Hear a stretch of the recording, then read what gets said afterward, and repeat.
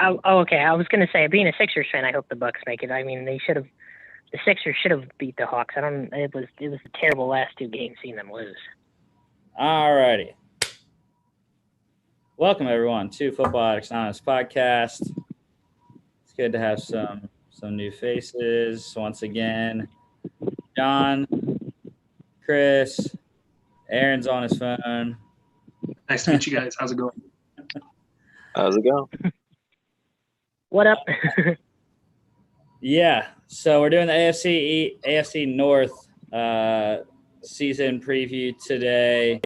Not really anything at all going on in the NFL news and college. I mean, we're gearing up for the NIL legislation go into effect in a couple of days here. But other than that, not much going on. I told these guys right before, I am so distraught by this Euro 2020 game. It's currently in extra time. Had a parlay. Was looking fantastic. France money line. That is only in regulation is when that counts. We were up 3-1 with like 15 minutes to go in the game. And it is now tied 3-3 in extra time. So, yeah, really can't wrap my head around it, what happened. But anyways, so start off NFL news. I'll actually reverse the two things that we do. So there's going to be a lot of teams. We talked about how the NFL is allowing alternate helmets to come back. But, and that was originally scheduled to start next season. But I saw an article on CBS Sports today that said a lot of teams won't have alternate helmets until 2023 because the NFL was mean and set the 2022 uniform deadline prior to approving the use of alternate helmets once again.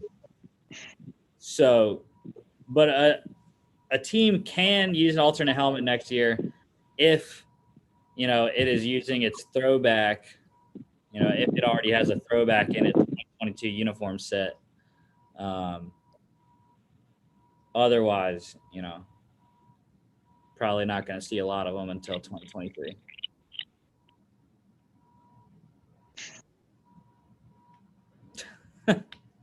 They're really trying their hardest to not allow it, or at least prolong it.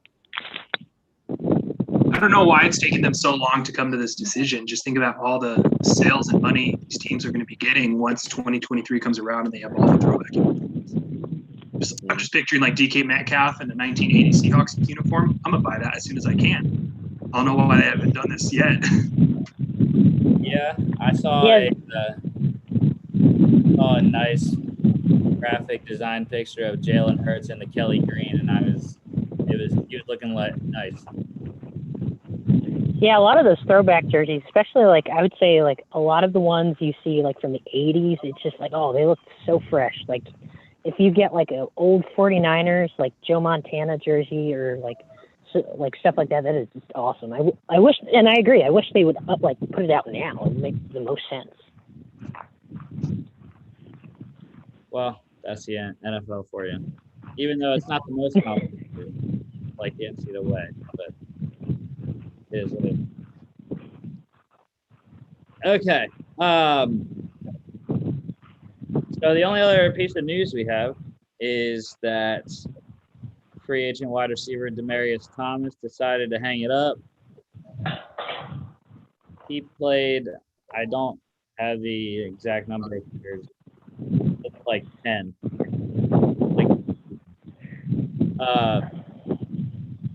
22nd overall pick in the 2010 draft by the Denver Broncos, played there till 2018. when he was traded to the Houston Texans. Signed with the New England Patriots in 2019. Never played a game there before he got traded to the Jets early on in the 2019. I don't even know. He didn't even make it to week 1 with the Patriots. Did he, Chris? I don't believe so. Yeah. So Super Bowl 50 champion with the Peyton Manning-led Broncos. 5-time Pro Bowler, 2-time second-team All-Pro. And career numbers, 724 receptions, 9,763 yards, and 63 touchdowns.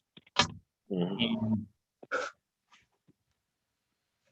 y'all can talk about that a little bit if you want. I'm going to go to the most famous play from Demaryius Thomas. Yeah, I mean, he was one of the best receivers in the 2010s, at least in my opinion. I mean, he was great even before Peyton Manning came to the Broncos, and then his game just got elevated even more. But I think, the play that we're about to show, obviously he did great things with lesser quarterbacks there. Yeah. So we are doing the AFC North season preview today. This hurts, still hurts, even after all these years. Breaking my heart, but Ebo Mania at its height right here. First snap of the overtime. The Broncos have been in 3 overtime games this year. They won them all. Got him at the 40. It's Thomas at the 50. Stiffer got him free to the 30, to the 20. Thomas to the 10. Denver's going on to New England. They win it on the first play of overtime.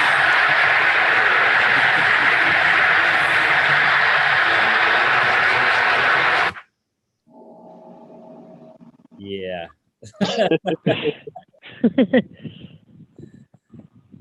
That was just, and the craziest thing is that was the first playoff overtime game with the new rules that you could go down and score a touchdown. The game was over. So.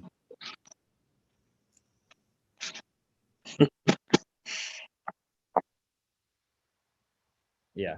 Demaryius Thomas definitely not. I know that's like the first thing that everyone talks about when any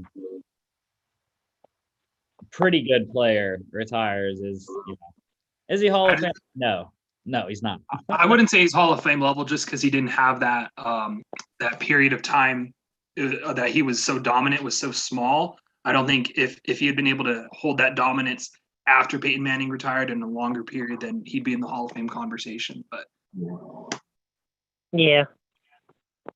Yeah, I don't know about Hall of Fame, but I definitely think he deserves to be at least in the Broncos Ring of Honor or whatever they call it there.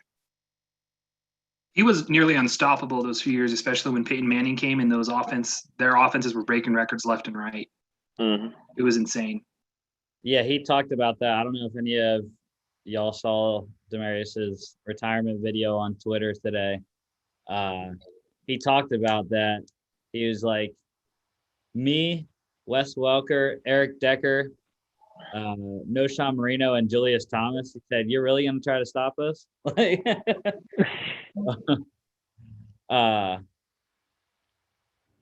yeah, he was never, to me, like the top of the receivers, especially when you look at where he ranked every season in terms of receptions, yards, touchdowns.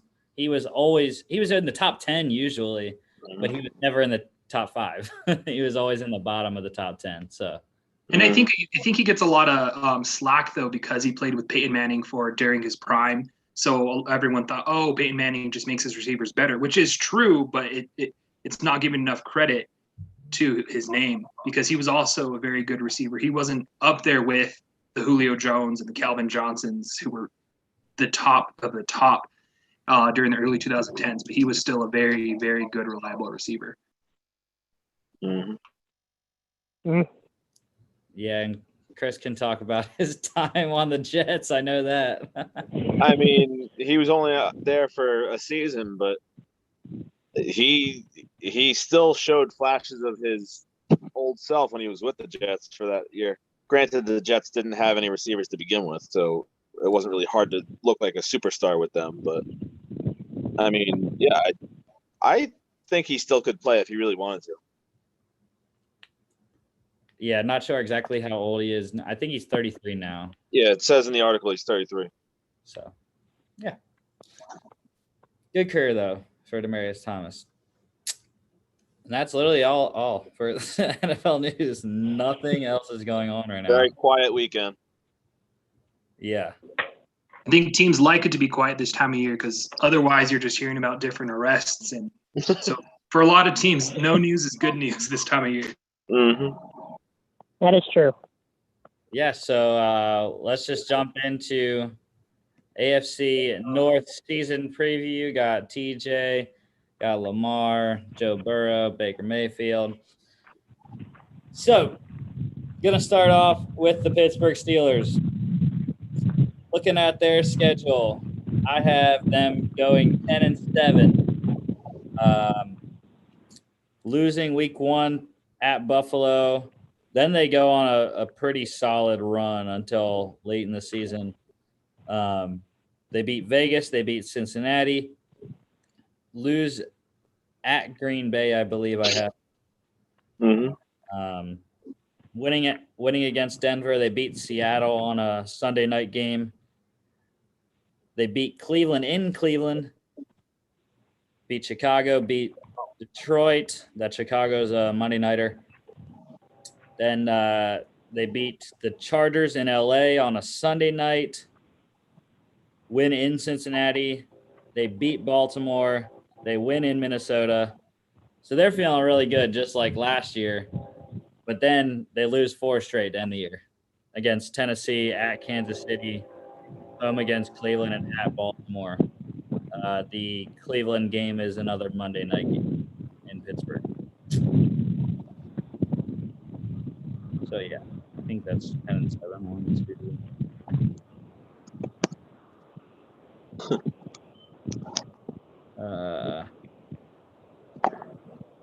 Actually, I think they might have lost to the Chargers too. 1, 2. Yeah, I think I had them losing to the Chargers too. Mm-hmm. So is that 10-7 or 9-8? That's 10-7. Okay. Because I originally said at Buffalo, at Green Bay, and then they lose the last 4, and I was trying to think what the 7th one was. All right, maybe it's that at the Chargers is where they lose. All right, so I don't have as much to say now. I was going to say something about that Chargers game because I do believe the Chargers win that one as well. But for the most part, I have the same exact record prediction as you. The only 2 that I think are up in the air for me are those last 2 games of the season against the Browns and the Ravens. Obviously, that last game might not mean anything for one of the teams, so that obviously throws it off. And, same for the Week 17 game against the Browns, too. Those 2 games might not mean anything. So, I mean, those are obviously big factors in the outcomes of those games. But for the most part, I would agree with you, though, that I could see them going 10-7. I think I'm a little lower on the Steelers than you guys are. Personally, I have them going 8-9 and missing the playoffs just because that offensive line is so. It was very, very rough last season, and then they just released David DeCastro now. And I know he wasn't playing well last year, but now you just have a ton of unproven names. And I know they got Najee Harris in the first round, but I don't understand how you're going to run the ball when you have 3 or 4 guys in the backfield at all times. So, I have the big differences I have with your guys' schedules. I don't see them beating. I have them not beating Seattle. I have Cleveland sweeping them, and I can even see Baltimore sweeping them. That offensive line scares me, and Big Ben didn't look the same last year, and add another year to, Father Time never loses. So I'm I'm not too hot on Pittsburgh this year. Yeah, I would say I would kind of like be like halfway in between like Rusty and Chris. I think they would if they really play it hard, I think they can squeak into the playoffs. But I think it'll just be like there'll be a first round dropout as soon as they get in. I think just because they're kind of like really in that mix, really, where they have a lot of young guys, but then they also have a lot of older guys that they're trying to start to phase out. And having Roethlisberger again on the team he's one of their greatest quarterbacks of all time, of course, but the dude's getting up there, and they have to figure out a way of like easing him out and bringing a new guy in and everything. And I think it's that the Steelers are at that point where they're starting to realize that more and more as the seasons go on. Mm-hmm. I think it's very telling that he had to take a big pay cut to come back this year. I'm under the belief that Pittsburgh was not going to bring him back if he wanted that same salary. Yeah, I mean, the past couple of years now, he's been kind of, I wouldn't say like he's been hampered by just constant like, and also I think, well, his age too. What is he now? He's close to 40, if not almost there. Yeah, he'll be 39, I think, during the season. Yeah, so I think it's just kind of that point where, and all the teams have to deal with that, especially when you have career players and everything like that who's played with the team forever. Now, granted, you can phase out Tom Brady because Tom Brady he's over 40 years old and he keeps on going for some odd reason. I think a big difference, though, is you see Brady and he takes care of his body and he's like at peak health. That's true, yeah. Ben Roethlisberger's not the same way, you know. He's going to be one of those guys you can go have a Philly cheesesteak and a burger with, you know. Maybe not a Philly cheesesteak because, you know, Pittsburgh, but he's not the same. He'll go get a Clemente Brothers sandwich. Yeah, I don't know. I still think, you know, having Najee Harris is going to help Ben tremendously this year. The run game, that's the thing. They're so committed to reestablishing the run game in Pittsburgh, regardless of who's playing on the line. And it does help that they got Trey Turner to replace David DeCastro, former Pro Bowl guard with the Panthers.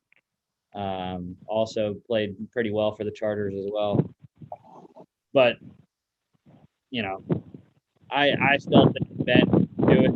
He's the most experienced quarterback. He can lead on the defense. And, 10-7 for me is pretty good. Yeah.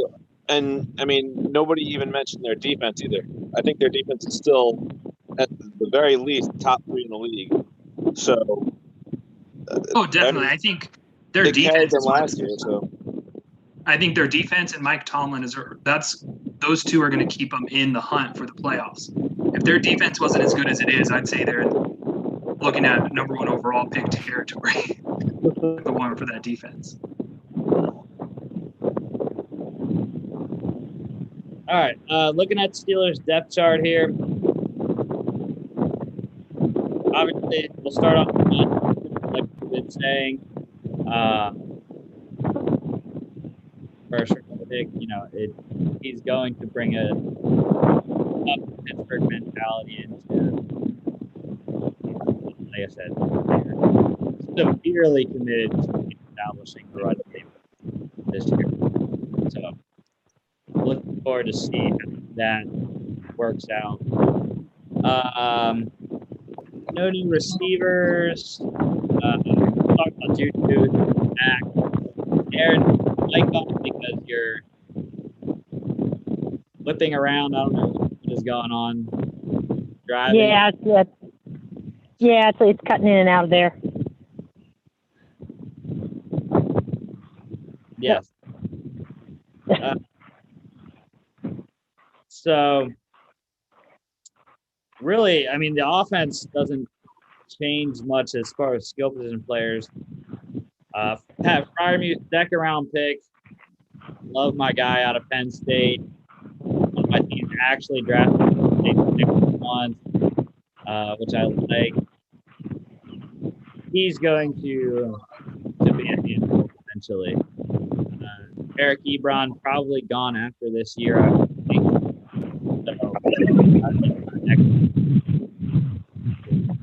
But like I said, he still should get plenty of opportunities this year, and also he's going to be a key helper in the run game with Najee Harris as well. Now let's talk about the offensive line. So, as John said, not many guys return. Only one starter returning from last year on the O-line and switching positions. Chuck Okorafor switching from right tackle to left tackle. They'll have 2 rookies starting this year. Kevin Dotson, left guard. Or no, Kevin Dotson is a second-year guy, I believe.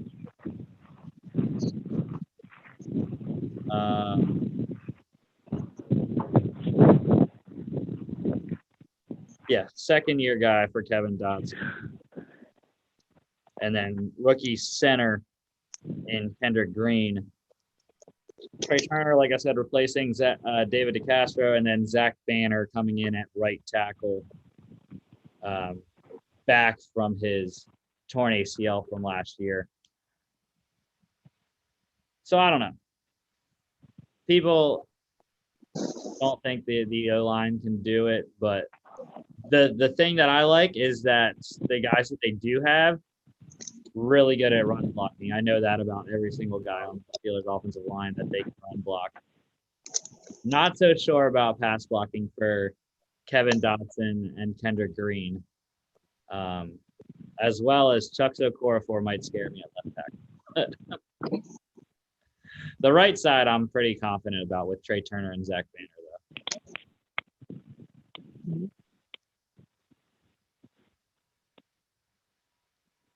Anyone have anything else on the Steelers offense before we move to the defense? Based on, because I was kind of digging in on their offensive line, I think this is a big thing. I think across the league is that teams are wanting to start to build, not just have 5 good offensive linemen, but they want to have good depth, because down in the trenches, that's where it's very likely for guys to get hurt and miss even 1-2 games here and there. But 1-2 games here and there where you guys can't run or pass because you guys keep getting defenders in the backfield. That's where it's very important to have the depth, have the 6th man be able to come up and play multiple positions. So that's what really scares me is the Steelers' offensive line is a lot of unproven guys, but on top of that, it's pretty thin. So if one of these guys if they end up proving to play well and then they end up getting hurt, who's behind them? So is the Pittsburgh going to be able to survive any injuries on the offensive line, or are they going to be able to get past it? Yeah, I like their swing tackle, Joe Haig, former Colt. He's a pretty solid right tackle. Can play left tackle. He's going to be the swing guy, as far as I know. I'm not sure why they have BJ Finney as the 3rd string center right now. I would think that he would be the guy as the main interior backup over J.C. Hassenauer and Aviante Collins. Maybe I'm wrong, but BJ Finney's been in the system before he went to Cincinnati and came back. So I don't know. I like BJ Finney in the interior, though. So with both those guys, I'm pretty confident that they can fill in. After those guys, that's when it becomes an issue, though. Mm-hmm. Defensively, we have Alex Highsmith replacing Bud Dupree. I'm pretty confident in Alex Highsmith. Granted, I'm saying confident a lot because I'm a Steelers fan as well. But Alex Highsmith, 3rd-round pick last year, really filled in nicely, and I thought grew a lot after Bud Dupree got injured. So I liked that he got to play and got to start games down the stretch in the one playoff game as well. Getting that experience, I think, will help him tremendously going into his first year as a starter full time.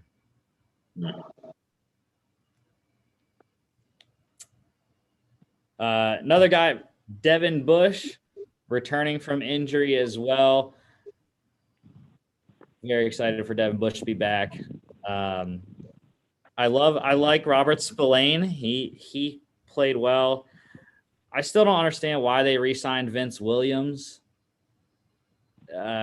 he's just not today's style linebacker. He's big, bulky, 2-down run stuffer. And that's why I thought Spillane was in line to be the guy beside Devin Bush in the middle for the Pittsburgh base 3-4, because Spillane has speed. He can cover. He showed that he can stop the run with that massive hit on Derrick Henry in Tennessee last year near the goal line. So, yeah, I don't know. The changes in the linebackers are not, that drastic, I don't think, with losing Bud Dupree. Anyways.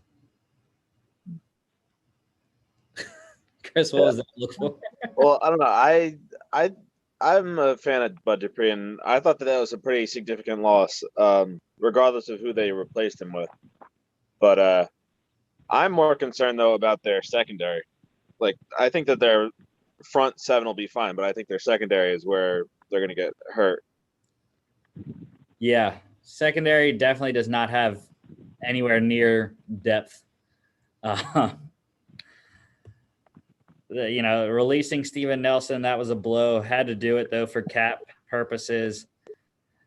They still have Joe Hayden, Minka Fitzpatrick, Terrell Edmonds. Those guys are going to be solid. Cam Sutton is going to be the new starter opposite of Joe Hayden. We'll have to see. He played pretty well in his first 2 seasons for the Steelers. After them, that's where the issue comes, though. I think Antoine Brooks Jr. is not going to play safety this year. I think he's going to end up being their slot guy, even though I know they like Justin Lane. But I believe in Antoine Brooks Jr. more than I do Justin Lane in being the main slot guy, and especially replacing Mike Hilton as the slot blitzer, which the Steelers are known for. But yeah, after Justin Lane, though, at the corner position, there's not much, really. I mean, Shakur Brown, I don't know really too much about him. I think Pittsburgh's going to really hope that their front seven can get to the quarterback fast, so their secondary doesn't have to be covering for too long. So, because again, like I mentioned with the offensive line, the best teams in the NFL are the ones that have the depth, because injuries are inevitable. So you want people to come in and be able to show up. Yeah. I don't know. We'll see. Luckily, I mean, as far as the division goes, there's not – probably the Bengals are going to throw the most, I would think. We know the Ravens are a ground and pound team. The Browns have a 2-headed monster at running back. So I think as in the division anyways, the defense, the secondary is not that big of an issue. And even with Cincinnati, I think Pittsburgh's front seven lines up very well against Cincinnati's offensive line, which also has issues. So yeah. Yeah, and we'll talk about them in a few minutes. One new special teams guy who I absolutely love, the rookie punter, 6th rounder, or 7th, I don't remember, 6th or 7th. Presley Harvin out of Georgia Tech. Oh, my Lord. Can this man punt the ball? He is massive, and he has a massive leg. So I'm very excited for Presley Harvin to be the Steelers' new punter, even though technically Jordan Berry is on the roster still. But you don't draft the kicker to not have him play. So That'll be a fun little camp battle to watch. But yeah, if you draft a punter, he's gonna be the one that wins it probably. all right, that's the Steelers depth chart, and I don't know if y'all have anything else before we move on to the Ravens. Well, what about the fantasy aspect? Chris, thank you. You keep doing this. So let's go back to the top. Big Ben, no, that's a negative. He can Maybe be a as my backup serviceable quarterback. backup. Yes, backup quarterback. That's where I think that's pretty good spot for Big Ben as a backup. Mhm. He used to be my go-to in the late rounds. I would just snatch Big Ben in like the 13th round and have him as my backup. That was my go-to also. Or it used to be as well, Phillip Rivers, dude. When he was on the Chargers, I would just snag Phillip in like the 10th round as my starter. Mhm. It would work out. You always got to target those late round quarterbacks who aren't mobile but throw the ball hella well. So Yeah. Big Ben, Phillip Rivers, Matt Ryan for a little bit too. Mhm. Oh yeah. But yeah, fantasy wise, I'm personally gonna avoid the Steelers offense like the plague. But if I can grab their defense, sign me up. Najee Harris, I definitely think has value in the later rounds when people start drafting rookies. But I don't think he's going to go actually that late. I think people are going to overdraft Najee Harris because he's Najee Harris. Yeah, that's Yeah, what scares me. I would love Najee Harris as a depth guy, but from NFL.com's like fantasy mock drafts, he's going in the first 5 rounds, which is way too early. But if you can get him late in the late rounds, go for it. Just because he's going to be getting the reps, he's going to be getting the ball. Mhm.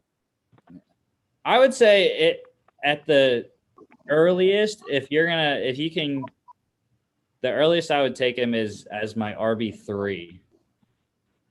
I don't know what round, like 8, maybe. I'm curious what you guys, because the Steelers have a good amount of receivers to throw to. So who would be your number one target if you're targeting a Steelers receiver? Well, I was going to say, I think that one of my biggest sleepers in the entire league would be Chase Claypool, obviously because of his versatility and how well he performed last year. And, I mean, obviously his ground game doesn't help like a PPR league, but he still scores points by running the ball anyway. So I really like him in terms of fantasy. Yeah, I would stay I like away. Claypool too. I would stay away from Juju. I am not drafting Juju this year. But I still love my guy Deontay Johnson. He was my favorite sleeper last year. He produced mightily. And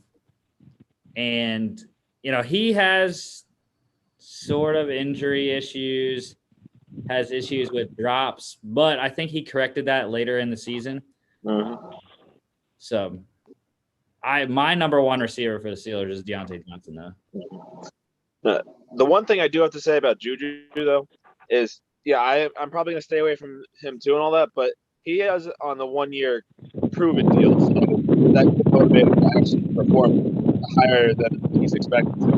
But I still wouldn't touch him. Last year was also a contract year for him as well, though, and he underperformed still. I agree with you, though, that Chase Claypool would be, of those 3, if I'm a target one, it'd be him, just because he's entering his second year, and a lot of times you see players take that much higher jump from the first to the second year. So that's something to bank on. But I would say highest would be receiver number 3 for me.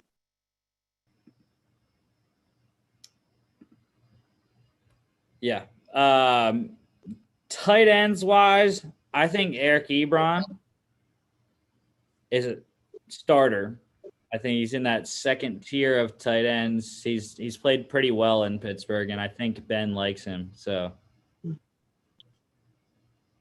yeah, I think he's definitely a fantasy starter, but I don't know. I think he's towards the bottom half of that list, though.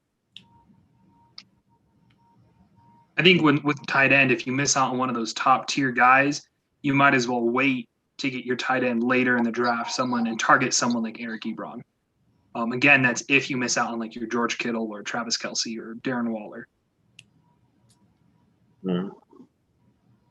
So their defense, I know John already said about, but yeah, defense is still a top 3 fantasy defense, even with secondary suspect.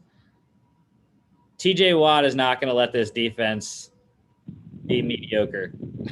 So just TJ Watt alone is why I'm still drafting this defense number 1.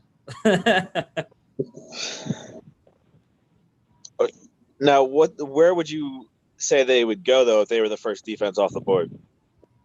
I don't know. Last year, I was overdrafting them like crazy, and I was going with them like in the 9th round. So, That sounds late. I feel like most people normally take a defense in like the 5th round, and then everybody goes crazy. no, I think like 8 or 9 is when you can start seeing top defenses go off.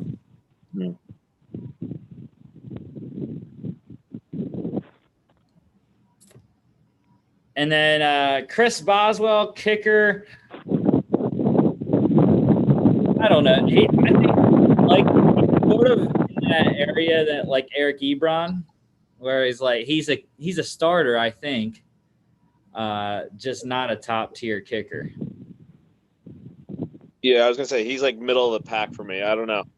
He's probably if he was like one of the only kickers available, I'd probably pick him, but I don't know. I usually wait till like the last round to get my kicker, unless it's like one of the top tier guys. So, yeah, if he was probably the best one available, then I would take him. I'm on that same strategy as you, Chris.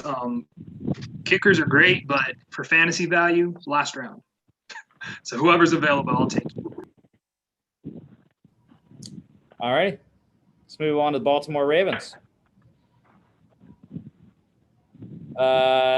Let's see. I guess we will go with John first for the Ravens. I think the Ravens are going to go 10-7. I think they are a very strong team behind Lamar Jackson in that potent run offense. If I go through the schedule specifically, I can see them. The Chiefs week 2 will be a loss, definitely. Colts game will be a toss-up just because I think Carson Wentz is going to come back and have a year. But other than that, their schedule looks pretty favorable. I think the Browns are going to give them issues, as well as they have the Packers and the Rams at the very end. So I think their floor is 10-7, and that's what I have them at.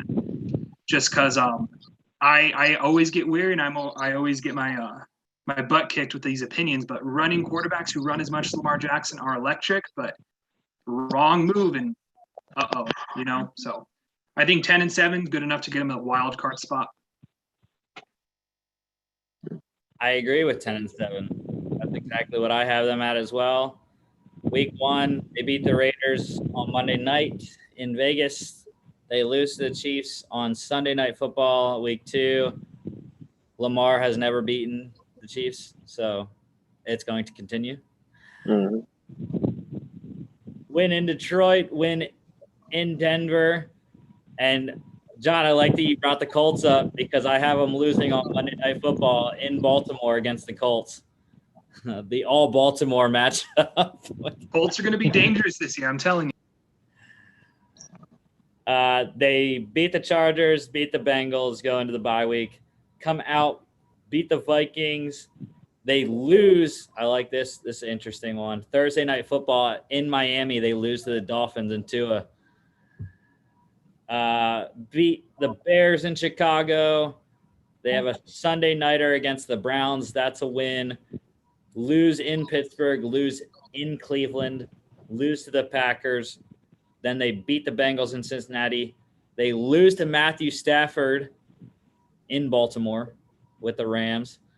And then they beat the Steelers week 18 for 10-7.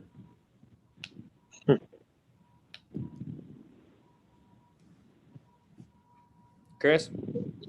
Yeah, I'm trying to find any sort of like fault in your prediction there, and I think I pretty much agree with the entire thing there. I was actually thinking of the Dolphins game there too, and you said that. So, and then you said they lose to the Colts, right? And then you said they beat the Chargers. Yeah. I think the Chargers game might be the only one that I'm kind of a toss-up about.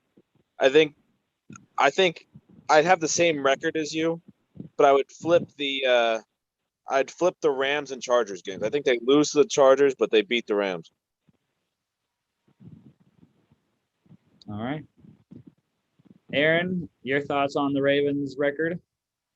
I think they'll mirror the Steelers record wise. I think they'll probably be like, if they're not like tied at like the same record, I think they'll probably have like one game difference. It's just, I think the Ravens have the Ravens, they do have, I think they're with Jackson. I think he's great. I agree with John though, being a running quarterback, you have those problems where it's like, hey, if he makes one bad run, it screws up your season in a bad way, and they have a lot riding on him. But I think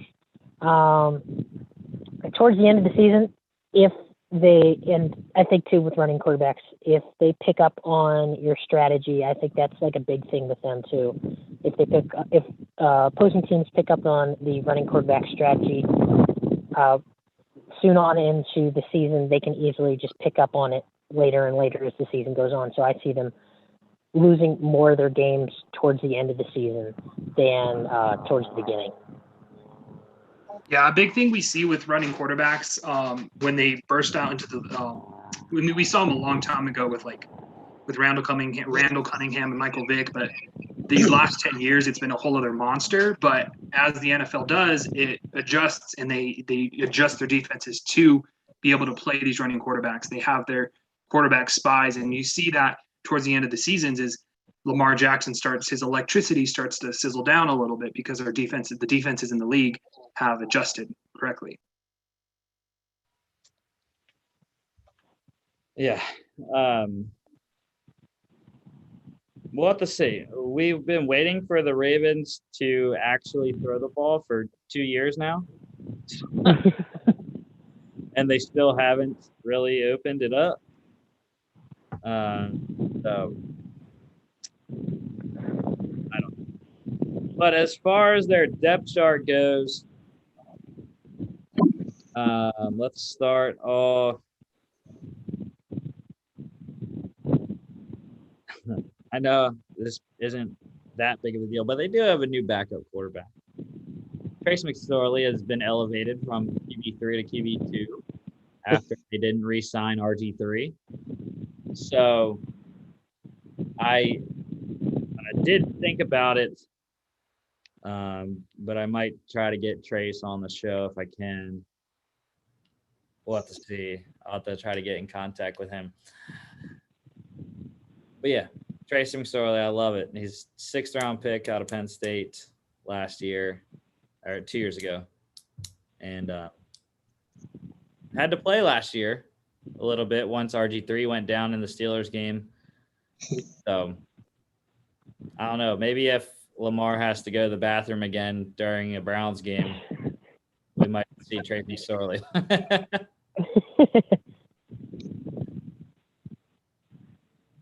Couple new wide receivers for the Ravens. Sammy Watkins coming over from the Chiefs. Rashad Bateman, the 1st-round pick. I've never been a Sammy Watkins person. He just keeps making money, though. It's because of his speed. Yeah, I agree. I did trade for Marquise Brown last year. Did not do that well. And like I said, I'm still waiting on the Ravens to actually throw the ball so I can have Marquise Brown utilized in fantasy. Mm-hmm. It doesn't seem like Marquise Brown wants to be in Baltimore, though, anymore, unless he got that whole thing figured out. But as late in the season, that's not how it seemed. He seemed pretty mad.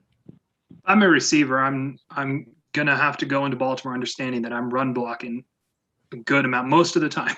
You're not going to be getting the ball that much because that offense is Lamar Jackson and pounding the ball. That's it. Mm-hmm. I mean, in their defense, though, they really haven't had the greatest receiving core. But, I mean, they really addressed that this offseason with all their receiver acquisitions. Yeah. Rashad Bateman was a bad man at Minnesota, so if he can just run up and get those high balls, that'll help him out. But again, I just don't think the volume is going to still be there. Mm-hmm. Yeah, I think their starters, in a regular offense would be pretty solid, but with how much they run, it's a tough situation, especially for a guy that I really like in Tylan Wallace out of Oklahoma State. I thought he was a pretty solid mid-round selection for the Ravens, especially because he's big and he's fast. So, but like I said, I don't think he'll be able to get on the field too much. The Ravens are going to have to start throwing it, though, because that's what we see the last few years in playoffs is if they don't build that lead right away, then they're screwed because that's how they're the best on their offense is by running the ball. But if you fall in a hole early, you got to throw your way out of it. And that's what's been their kryptonite the last few years. And this is where the whole running quarterback Lamar Jackson thing comes into play. People questioned him when he came out about his passing. Could he actually win the game with his arm? And like you just said, Sean, they haven't been able to do that when it counted in the postseason. So, but I mean, how good is McSorley's arm? Does he have a good arm? No. His arm is not. He does not have a cannon at all. Okay, so they can't even do that. I was gonna say maybe they should do what like the Saints did last year when they needed a big play. They brought in Winston for a play, and he threw the bomb like 60 or whatever yards. The problem with that, though, is if you're bringing in a quarterback with a big arm, the defense is all of a sudden they're going to play back because they know he's in for a reason. So I would probably say Tyler Huntley has the biggest arm in that quarterback room with the three quarterbacks there. But yeah, the reason why Trace McSorley is the backup is because, or at least the reason why I like Trace McSorley is he's tough, he's a competitor, and he is better suited to run like QB power and stuff more than Lamar Jackson because Trace is bulky and big. Trace is the kind, like I've said this multiple times before. Trace McSorley is the kind of running quarterback that I like. Bulky, like 230, 240, Cam Newton style. Even though Trace isn't as tall as Cam, but even those big ones, though, look how injured Cam Newton's been the last few years. You got to protect with those big guys. You got to make sure you protect them from themselves. Yeah. Lamar is not the type of running quarterback that I like, though. He's pretty skinny. Can get snapped like that. So, and I know it hasn't happened yet, and I it's not good for the league if it would happen, but I still say Lamar is so comparable to RG3. All it takes is one bad hit, and he's done. Yeah, that's true. So, I mean, he's been proving us wrong, though, and I won't be surprised if he proves us wrong again. Yeah, I know.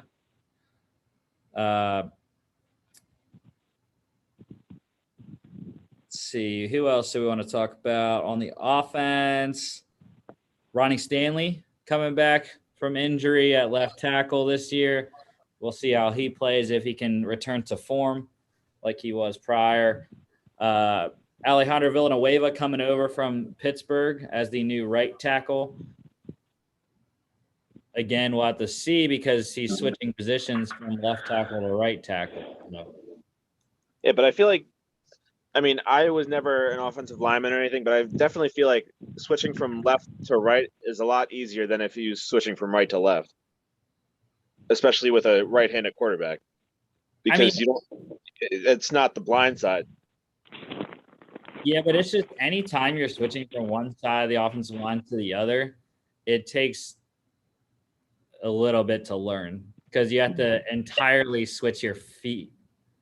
Because if you're left tackle, your right foot's forward. If you're right tackle, your left foot's forward. So that's a whole mirror thing you got to do. It's a lot of guys do it. Sometimes it just takes a few weeks. and they're good. But it'll definitely be something to see. Yeah, I think their interior is the same. I don't remember Bradley Bozeman starting at center, though. Doesn't sound familiar to me. Was Patrick McCarry the center last year? I don't remember who their center was last year. But Bradley Bozeman might be a new starter as well at the pivot, but I'm not entirely sure. Is Kevin Zeitler new as well? Did he come over from the Giants, or was that last year? Nah, he'll be new this year, coming from the Giants. Mm-hmm. Okay. So yeah, they just like Pittsburgh have some new linemen, but more established names than what Pittsburgh has on their offensive line. So And what helps them out is Lamar's running ability. It's going to open up holes in itself. So just like how the receivers might not like playing in Baltimore, running backs will love it. Yeah, and they definitely have some good names backing up their line there. Andre Smith is still somehow playing. That man's old. So he's still the backup left tackle. You got Ben Bredesen there, draft pick out of Michigan. McCarry, like I said, has played for them before. Ben Powers also pretty solid at the guard spot. So yeah, they'll be really good on the offensive line once again, I believe. And Ben Cleveland, he's new as well. Why didn't I think about that? As they have 3 or 4 new starters. Ben Cleveland, yes. Georgia boy. I'll tell you That what, was, though. I think, a I would very definitely- underrated pick was Ben Yeah. Cleveland. I would definitely rather be the Ravens offensive line than the Steelers. That's all I know. Ben Cleveland. I agree with that one. I think the offensive lines are what tell the story of the AFC North. You have the 2 teams who have the line, which is Baltimore and Cleveland, and then you have the 2 who don't, Pittsburgh and Cincy. Mm-hmm. Ben Cleveland's a road grader. He'll definitely help the run game there. I forgot to say also talk about fullbacks, because is Patrick Ricard actually going to win the job at fullback or not? They drafted Ben Mason this year. So it's kind of, again, like when you draft a specialized position. Yeah, more than likely the drafted player is going to win. So, although Ricard is an established veteran in the league, so I don't know. yeah, If Ricard loses that, he's going to be picked up very quickly. Mm-hmm. Yeah, it looks like Patrick Ricard's coming off an injury because it has him as questionable on ESPN. So I don't really recall what his issue was last year. Defensively for Baltimore, whole new pass rush. They lost Matt Judon. They lost Yannick Ngakoue. So it is going to be, right now anyways, on ESPN, Tyus Bowser and Pernell McPhee. Pernell McPhee has been with the Ravens before. I'm not so sure they don't just hand it over to their young guys. Jalen Ferguson, Odafe Owe are the backups right now at the outside linebacker spots. I would have more confidence in those two Pernell McPhee is not bad, but Tyus Bowser has never been in a starting role, so I'm not sure how he will perform playing all 17 games. Well, what I like about Baltimore's pass rush is that they have a lot of names who can get to the quarterback. So you won't, even these older guys, you can spell them and only have them play a few snaps every game, so they have their full energy to get to the quarterback. So I think they have the depth there, which is really going to help them, rather than maybe not having one established guy who will get double-digit sacks. They'll have a few guys who can get maybe 5 to 7 sacks a year, which is what you want. Yeah. But I mean, Rusty, you kind of touched on it, but like the young guys, I think will get plenty of playing time. But the ESPN depth chart, I mean, at least for this position, this specific instance, I don't really believe it, because I think that both of the positions are up for grabs essentially. I mean, you said they lost their 2 starters, so now the 2 positions. I think that they weren't going to give the rookies the positions right away. I think they're trying to get the rookies to earn it, even though I think they are the front runners as it is. But the only thing I am a little concerned with Elway, though, is that he didn't have a sack last year with Penn State. So I don't really know, like, if it was all because he just couldn't get to the quarterback, or I don't know the whole situation there. You might know it better because you're a Penn State fan, but Yeah, he's, that was the big thing with him coming into the draft, was that Shaka Toney had the sacks, Owe didn't, but Owe had more physical tools that put his potential higher than Shaka Toney's. Yeah, I don't think sacks are the entire story for college to pro, because you also look at it, they have another pass rusher, Jalen Ferguson, coming out of Louisiana Tech. I believe he's like the college football leader for sacks in a season, and yet here he is, he's still not showing those 20-plus sacks a year, so I don't think sack numbers necessarily move over to tell how good of a pro you're going to be. Yeah, Jalen Ferguson, second-year guy, Chris. Second-year guy. But I believe Jalen Ferguson actually might be the all-time leader in sacks. Not exactly sure. I know it's 47.5 in his career that he has. So he might be the all-time leader in NCAA sacks in a career. But, yeah, like I said, I think it would benefit Baltimore to let Odafe Owe, Jalen Ferguson be the starters and have the vets come off the bench, especially Tyus Bowser. Like I said, Tyus Bowser's never been a starter. He's always come off the bench. So I think that he would be very comfortable in that role. Yeah, because the D-line didn't change much. Inside linebackers didn't change either. LJ Fort, Patrick Queen's still there. Secondary, also didn't change that I know of. They added Sean Wade. That was really it. So they have one of the best secondaries in the league. So yeah.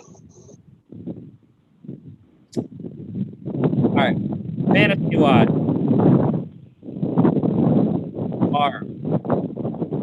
What are y'all doing with Lamar? I mean, I took a chance on him last year, and yeah, he performed, but I took a chance on him pretty early, which then led me to lose out on some other players. I think I'd rather go with those other players over Lamar and get a mid-tier quarterback. But yeah, if somebody's going to, he's going to be probably the second or third quarterback off the board. Yeah, I think Lamar, he's still in that first tier quarterbacks fantasy-wise just because of his running ability. And it's not like he can't throw the ball. He's going to get his touchdowns throwing the ball too. So personally, if you want to get one of those top-tier quarterbacks, grab Lamar. But I'm like Chris, I want to build up on those receivers and running backs and get a quarterback later in the draft. Yeah, go ahead, Rusty. No, you're good. Oh, okay. I was going to say I like Lamar Jackson too. I think too it just kind of depends on like what type of quarterback you really like. If you really like the running quarterback, or you like the one who's gonna throw deep, or who's gonna be that guy who's gonna be that reliable just throw pass guy. But like I think Lamar, he is definitely elite. I would take, if it was up to me, I would take him. Of all the quarterbacks right now in the league, I would take him. If I had a choice, I would take him third. Yeah, I've never been a big Lamar Jackson fan. I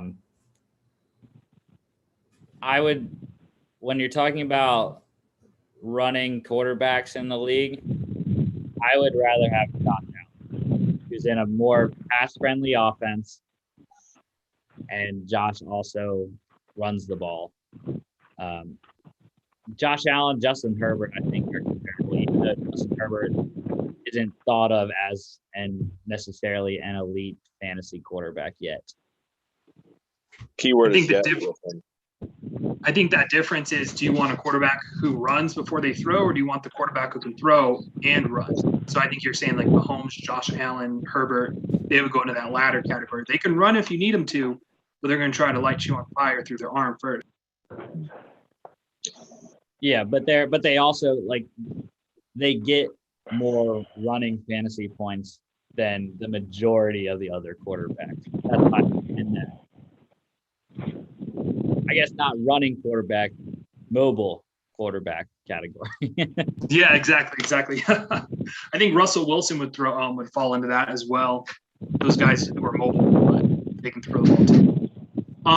Would you say that J.K. Dobbins is probably the gem to get on this Ravens offense fantasy-wise? Yes. He is probably – I don't even know where he's going to go this year because I'm not sure a lot of normal fantasy players that don't research too much know the situation in Baltimore.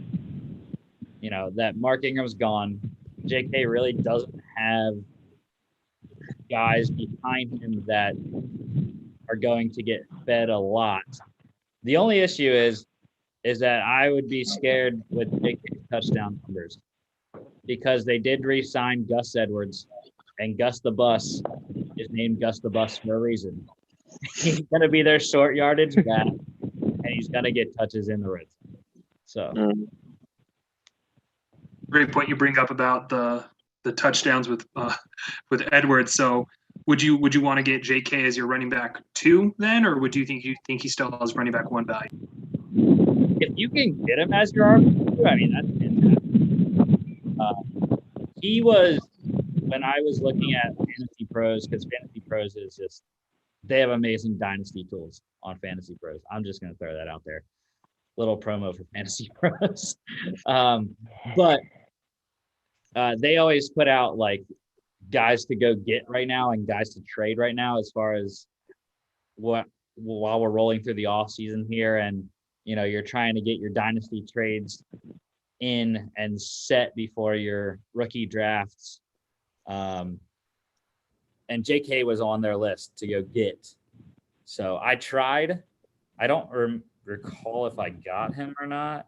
I don't think I did. I put in an offer to someone and they rejected it. But another guy I did get, though, was Tua. I got Tua, and I also got Cooper Kupp this offseason as well. It was pretty solid trades. But yeah, I like JK, though. Definitely a solid option. If you have to reach for him, it's not a bad thing. And I would always take running backs over wide receivers any day. That's an interesting conversation, maybe for another time, about running backs versus receivers, because I used to be just like that. Oh, running backs, boom, boom, boom, go first. And then, I don't know, receivers has as much as the ball's being thrown nowadays, I don't know. I think it can go either way. Mm-hmm. With J.K. Dobbins, I think his sweet spot is if you're doing like a draft and you're at the end of round 1, you get best player available round 1 and then try to get JK at the very top of the second. That's Yeah, I think the running back wide receiver thing is the issue that I have with taking wide receivers over running backs is that, especially now, the amount quality running backs is so depleted. because there's so many teams that are going to committee styles. It's hard to differentiate which guys are going to produce on those committees. So you got to try to go get guys that you know are going to get carries. Mm-hmm. And I think that's talking about Najee Harris earlier. I think that's where he has a lot of his value, is he's going to be the workhorse. Yeah. Wide receiver wise, we already kind of touched on this earlier. I'm not taking anyone. I'm not doing it. Marquise is probably going to be drafted. Sammy Watkins also probably going to get drafted.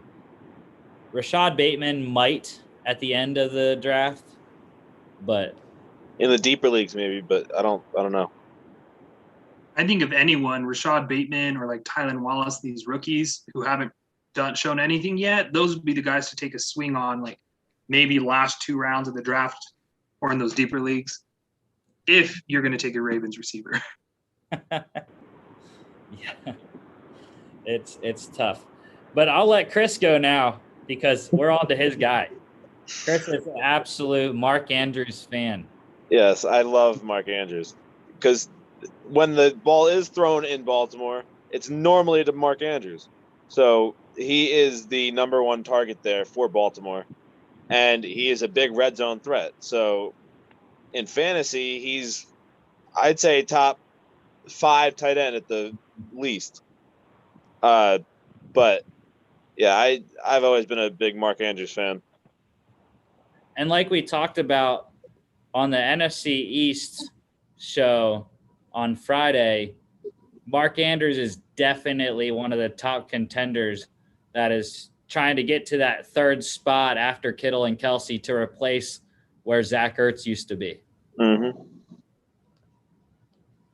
I think I'd have Andrews number 4. Obviously, Kittle and Kelsey are 1A, 1B, but Darren Waller, just because of Chris, that's a good point. When Baltimore does throw, it usually does go Mark Andrews' way, especially in the red zone.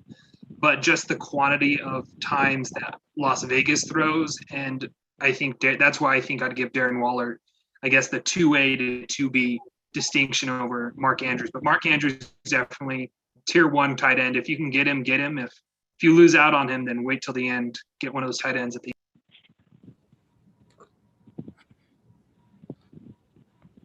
All right. Let's go to Baltimore defense. I think it's going to be another solid year in Baltimore defensively.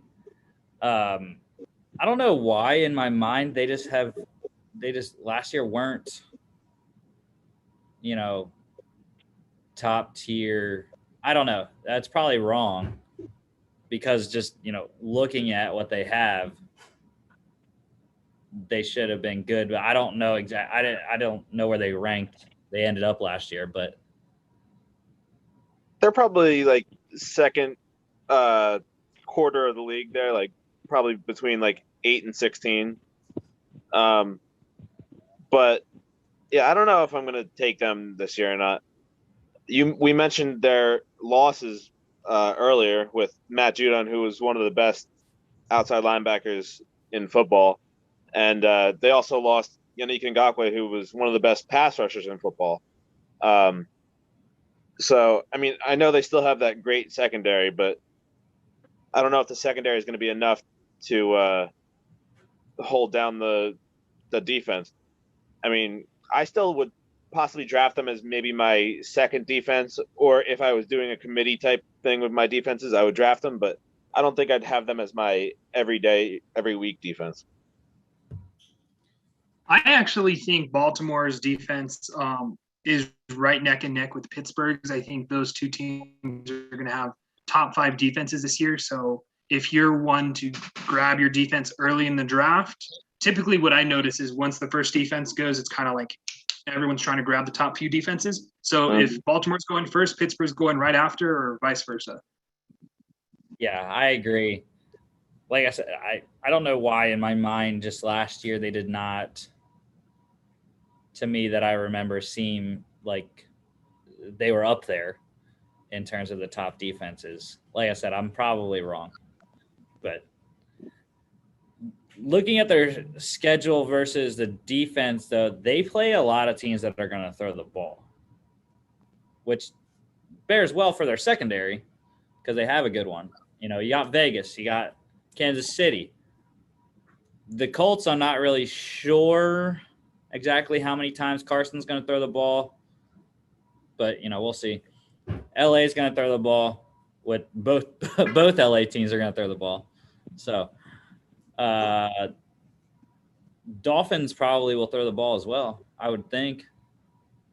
Not really sure. And then the Packers, even though they're multiple there in Jones, but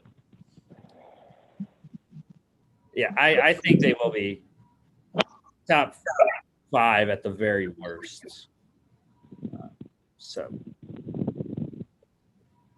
And Justin Tucker now. Interesting case for Justin Tucker. Mm-hmm. Did not have the greatest season last year. Probably his worst of his career. Yeah. Was always considered the last 3 years number 1 kicker. You got to go get Justin Tucker. And I think that bears well, though, for people waiting this year. I think people might see that last year and take a step back, and he won't go as the number 1 kicker. So. I don't think he's going to go as the number 1 kicker when you got Younghoe Koo in town.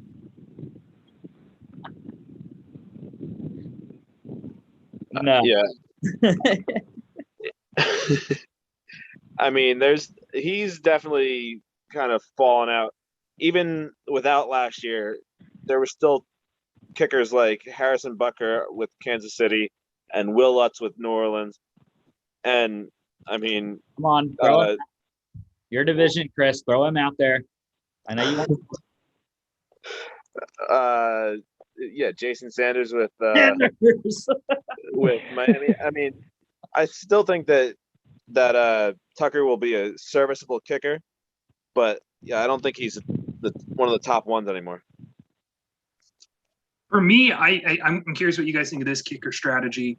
Because I tend to go kicker late in the draft, but I try to go for a kicker as long as it's not someone who's very insanely unreliable, but a kicker who's typically with an offense who scores a lot, because then you're guaranteed those extra points. You know, even if it's 4 or 5 points a game for every matchup, that's 4 or 5 points guaranteed.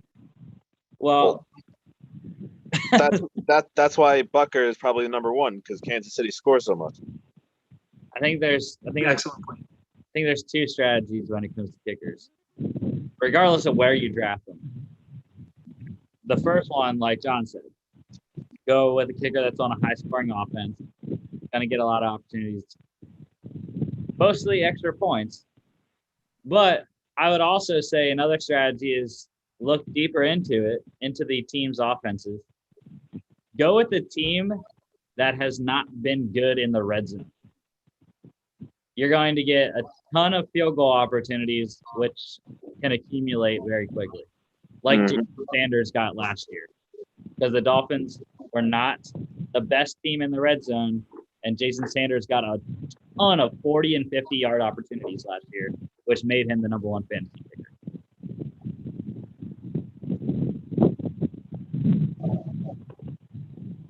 So you're saying is if Mark Andrews is this good in the red zone, avoid Justin Tucker. I'm just kidding. Yeah, I don't know. I don't know if I'm drafting Justin Tucker this year. I like I said, I like Jason Sanders. I like a couple other guys. Chris's guy, Mike Badgley. I mean, he was probably the worst kicker last year, but I hope he has bounced back. All right, Cleveland Brown time here. The team that I will lead to a Super Bowl as the DM. Just saying. I got it. Let's go, Chris, to start on schedule. Yeah, I mean, they're kind of an interesting team to me, because obviously they had their best season possibly ever last year.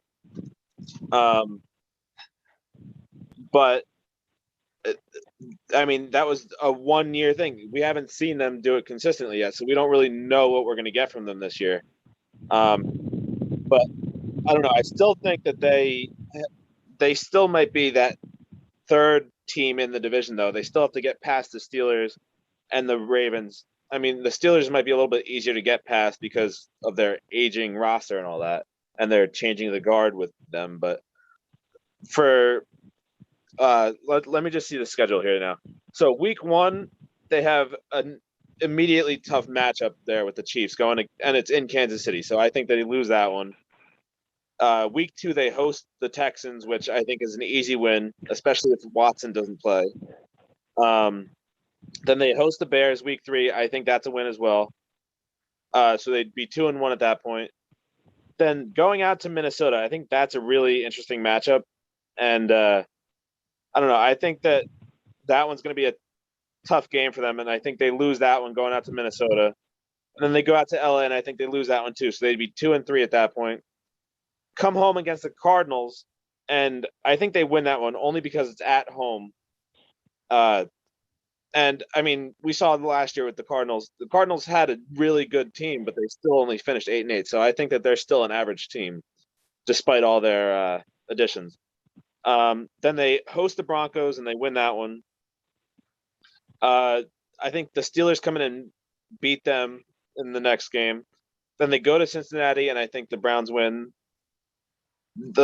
Another really interesting game for them here is against New England, in New England, though. So I think they lose that one. Then they come home to host the Lions, and I think they win that one. Go to Baltimore. I think they lose that one on Sunday night. And then they have their bye, and then they host Baltimore again. But I think the bye week helps them, and I think they will be able to. And then they host the Raiders, and I think that they would win that one. Then they go to Green Bay and lose that one. They go to Pittsburgh and lose that one, and then they finish off the year with a win. So that would be, I think, let's see, 1, 2, 3, 4, 5, 6, 7, 8. Yeah, so I think they'd go 8-9 if I numbered that correctly. So 9-8. No, I thought I counted 8 wins, but maybe 9. I don't know. 8-9. Yeah. All right.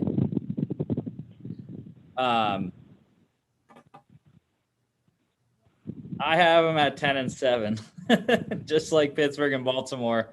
The difference is that they go 3-3 in the division and finish third place once again. But I have them losing to Kansas City week 1. Then they beat the Texans, beat the Bears. They lose at Minnesota, lose at the Chargers, come home and win all 3. They beat the Cardinals, Broncos, and Steelers. They lose in Cincinnati. They beat the Patriots, beat the Lions, beat the Ravens in Baltimore. And then coming out of the bye, they lose at home to the Ravens. Beat the Raiders in Vegas, lose to the Packers in Cleveland, lose to the Steelers in Cleveland, or lose to the Packers in Green Bay and the Steelers in Pittsburgh. And then they beat the Bengals at home. Again, 10-7, splitting all 3 in the division. So I think I'm much higher on the Browns than all of you. I actually have them going 13-4, and I think they're pushing for the 1 seed in AFC. I think the first game with Cleveland and Kansas City, I think that might be a very big determinant in who gets that number 1 seed. I think you guys are – I still think they lose, but I think it's a very close game, and I don't think people are going to give Cleveland – I think that game, even if they lose, Cleveland's going to be put on the map if they're not already on the map for everyone. Thing is, Cleveland did have a breakout year last year, but you look at their roster, it got even better. They brought in a very underrated safety, John Johnson, to just help secure that secondary. Plus the secondary is getting healthy with Denzel Ward. So I think Cleveland, I think they can take this. They can win the Super Bowl this year, honestly. So going through the schedule, I do think they ultimately lose to Patrick Mahomes because it's Patrick Mahomes. And I mean, you give Andy Reid a whole offseason to prepare for you. I don't think anyone's going to win, but they're going to give a fight. I think their first loss is to Minnesota also. I agree with you guys there just because they have Dalvin Cook. And if Cleveland's won, I would say their biggest weakness would be in the interior defensive line. So teams might be able to run the ball on them, especially if they have a workhorse like Dalvin Cook. So I'd say that's their first loss of the year. You go through, I think they beat LA. They're going to win all three of these home games against Arizona, Denver, Pittsburgh. They're going to go to Cincinnati and beat them, beat New England, beat Detroit. So that's one win going in. What is this? I don't know what week that is, but they only have one loss. I think they split with Baltimore. Again, Baltimore, great running team. That's their weakness. So they're going to split there. And then I think they end up losing to Green Bay. And then I know earlier I said I think the Steelers might get swept, but just because it's divisional foe, divisional teams always fight each other hard. So I can't – now that I'm looking into it, I think Cleveland might end up losing their fourth game to Pittsburgh, whether it be the first game or the second game. So I have them going 13-4 and winning the division.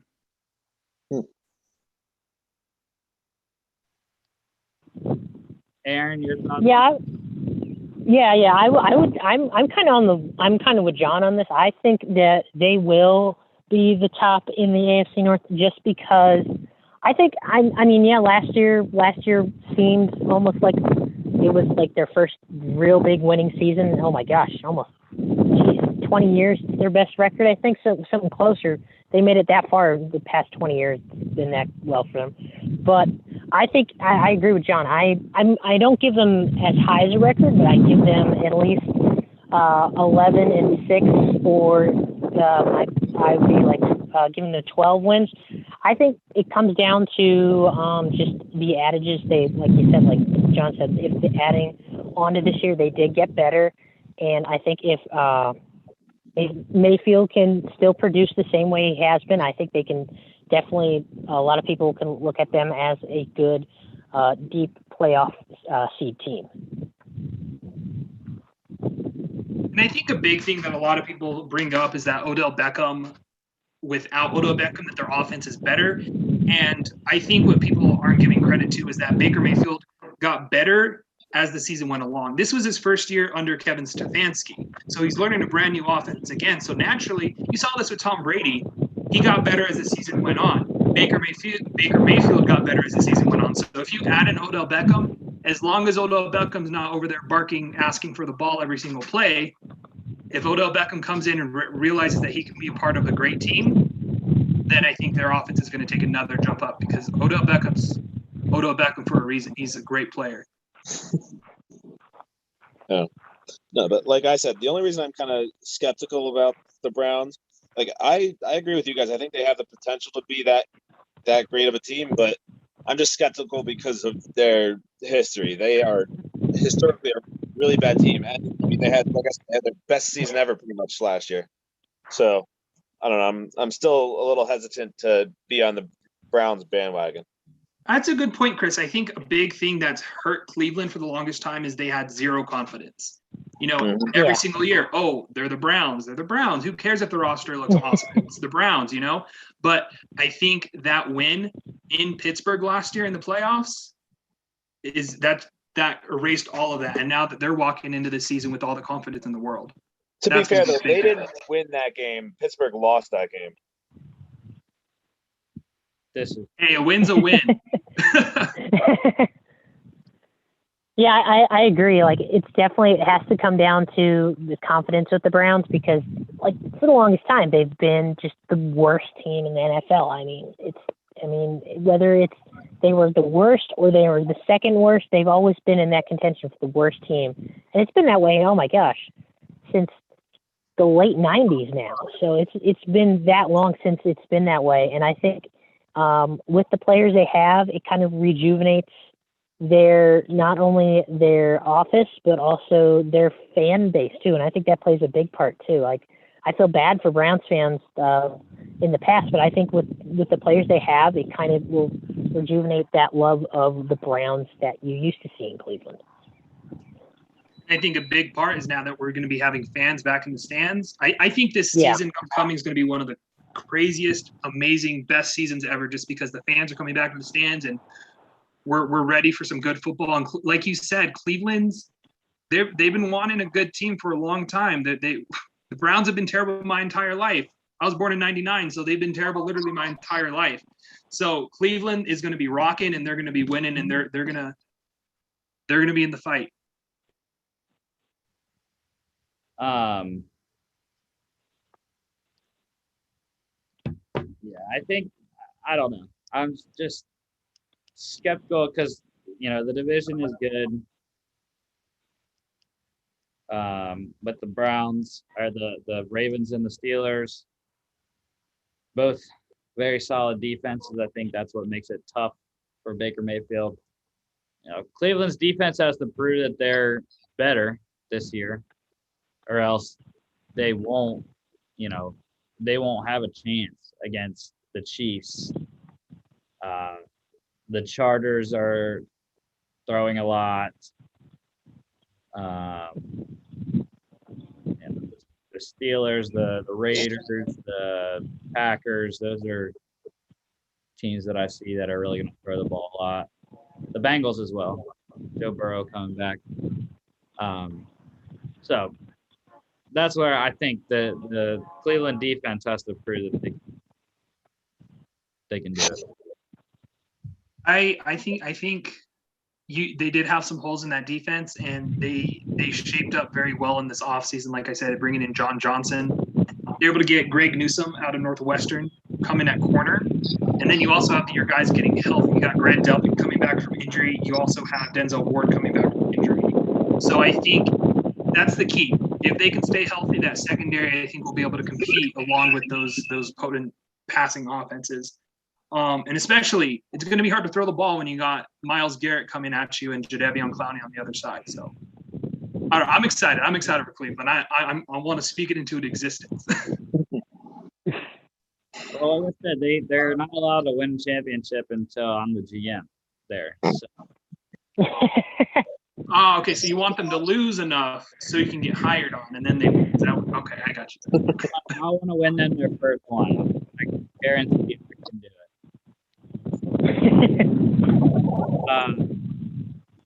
As far as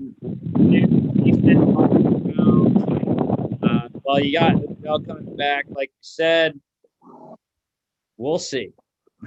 Can he actually play 17 games? It was 16 games. Now he's got to play an extra game. So, and Odell play all 17. But I think they're set up for him. Rashard Higgins had a career year while Odell was out last year. Donovan Peoples-Jones also developed pretty well. And then they just drafted speedster Anthony Schwartz this year out of Auburn. You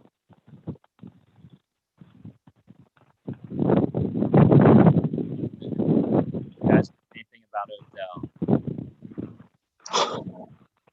I mean, I don't know. I feel like Odell's the kind of receiver that he has like a couple flashy games and scores like over 20 fantasy points, but then the rest of the season he doesn't score more than 10. Like, I feel like he's like the Ryan Fitzpatrick of wide receivers. I think OBJ in terms of fantasy, I'd avoid him just because of what you're saying, Chris. I don't like those players where you never know when their big game's going to be, just because I always end up getting bit in the butt and bench them on that week that they go crazy. Mm-hmm. So I like those. I'm more like I'd like to go get Jarvis Landry instead of OBJ. A little more consistent. Let's see what else.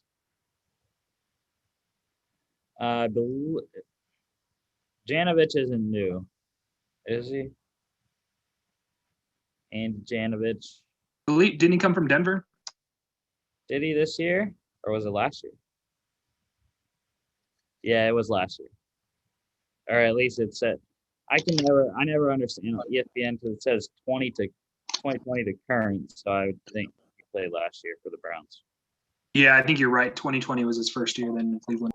Yes, because he did. It does show him, even though he didn't get carries, it does show on his profile that played against the Steelers in the divisional round. So, or the wild card, whatever it was. Let's see what else nothing else new on offense. So defense, though, they made a lot of changes. Like you said, Jadeveon Clowney. They also brought Malik Jackson in from the Eagles to go alongside Andrew Billings in the middle there. Drafted Tommy Togiai this year. Really liked him coming out of Ohio State. They brought in Tack McKinley. Just putting a flyer out on him 3 times a Raider or whatever it was. Yeah, something like that. He tried to get on the Raiders multiple times. Clowney,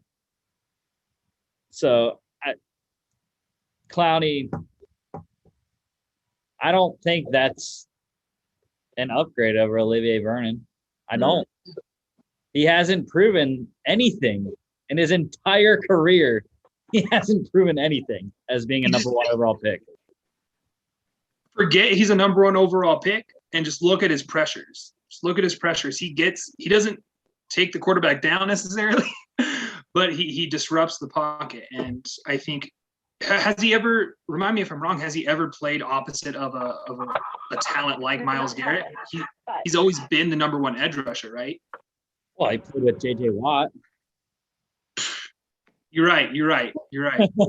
Oh no, we'll see how it goes. In Houston, he was at linebacker though. So was he always rushing the passer at every single spot, or they're having him play a little different there? I believe they he had was 3-4. Yeah, they ran 3-4 in Houston, so I believe he was pass rush most of the time, anyways. I don't know. He did not do much in Seattle, and I don't think he's going to do much in Cleveland. Even though he is opposite of Myles Garrett, who's great, but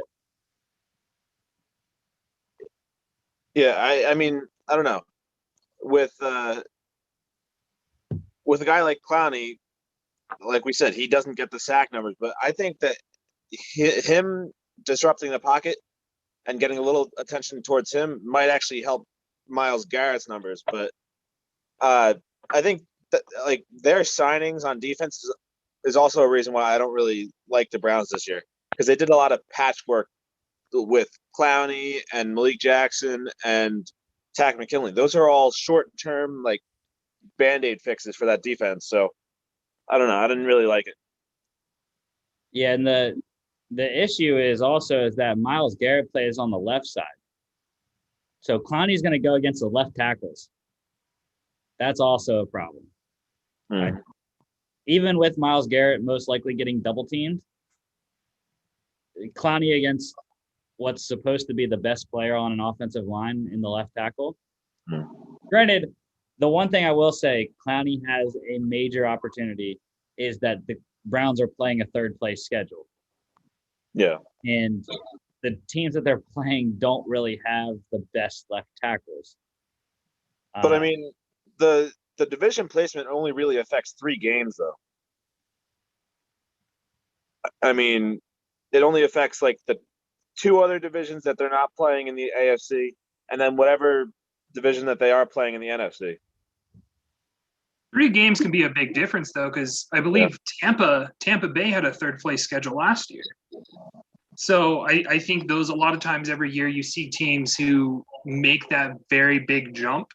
And I'm curious what the correlation would be if it being a 3rd place schedule or even a 4th place schedule. Like, I think the Chargers might have a big jump as well.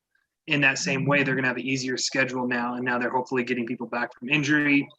I think Cleveland's, their biggest thing is if their secondary can stay healthy. Their defense in general, I think a big addition that was brought in was Jeremiah Owusu-Koramoah. They just got a steal in the 2nd round. he's kind of that tweener. So I'm curious. I think they, Rusty, do you see what they have him on the depth chart at? Is it linebacker, or are they going to put him at safety? Or Yeah, JOK is at will right now. I'm very intrigued by him. He should have been, I think, a top 20 pick. There is a heart issue that came up last second. So, in my opinion, I think they got 2 first-round picks in the first 2 rounds. Yeah, I think. Let me see, because I'm just getting confused on these bios when I'm trying to see if they were already on the Browns or not. Yeah. Okay. So anything that says 2020 for the Browns or any team, that means they're on the team for the first time. Because I was just wondering about another linebacker there. They have 2 new starters then, since that's the case. JOK as a rookie, Anthony Walker coming over to be the middle linebacker from Indianapolis was pretty solid in Indy. Anthony Walker's a tackling machine, though, even though JOK can also fly around.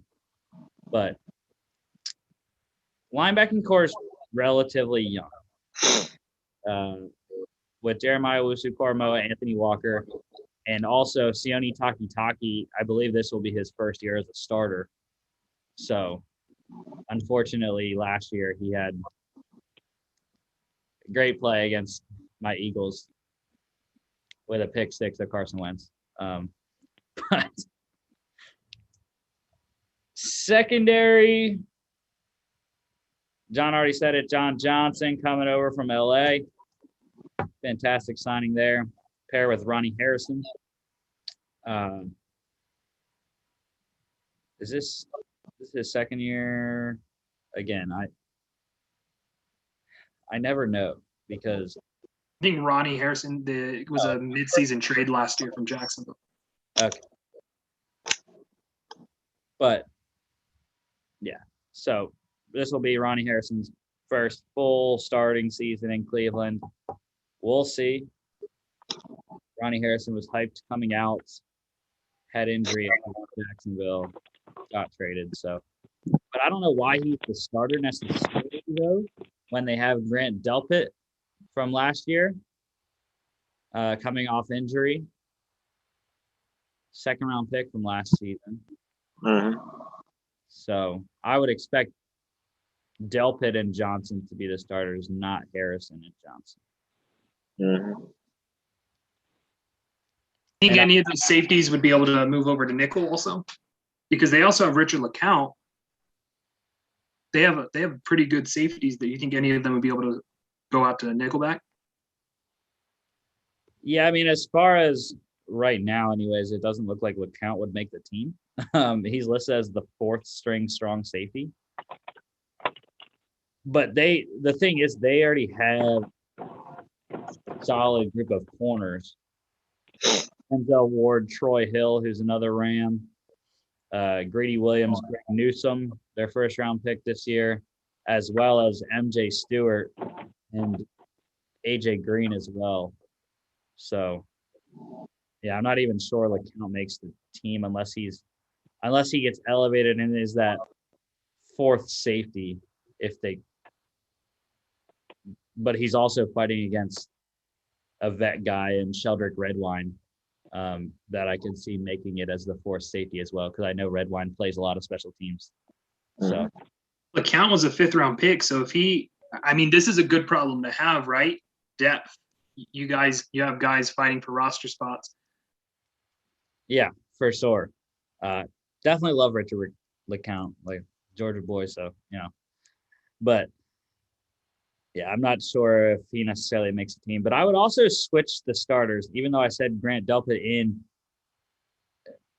To me, I feel like John Johnson is a strong safety and Grant Delpit's a free safety. Because Grant Delpit is listed as the backup to John Johnson at free safety. But I feel like John Johnson's more of that headhunter box guy that can help the run defense. And Grant Delpit's more the coverage guy. So we'll have to see how it shakes out. But there's also a kicking battle going to be happening in Cleveland this offseason. Cody Parkey, Chase McLaughlin. I think Chase McLaughlin will win that battle. Cody Parkey had a really good bounce back season last year after bouncing around a little bit since the double doink with the Bears in the 2018 playoffs. But you know, I really like Chase McLaughlin. He was solid when he played for the Colts. Also played for the Niners a little bit, and I don't think he was anywhere last year. Just looking at his bio, since that's the only way I can tell. Oh wait, Chris, he was with the Jets. Yeah, he signed with them for a couple games, but apparently he didn't stick with them, which I don't know why. Well, because they have Sam Ficken.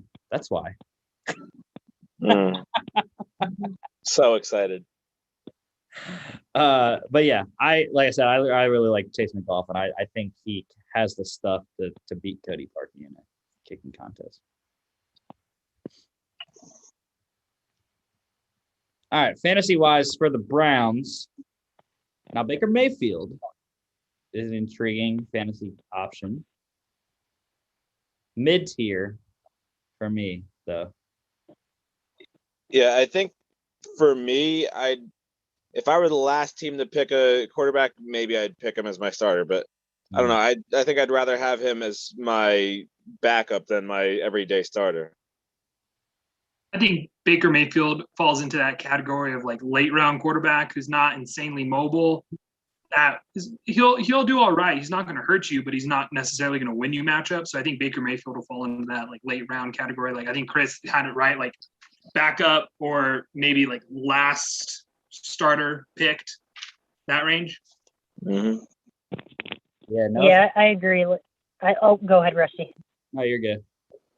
Oh, I was going to say, I agree. Like Baker Mayfield, he's great, but I think he has still just a lot more. I would say he has a bit more time to grow into a bigger quarterback that he can be, and I think he can. I think give him like a couple years yet, he can still be one of the top tier quarterbacks in the NFL. You just have to.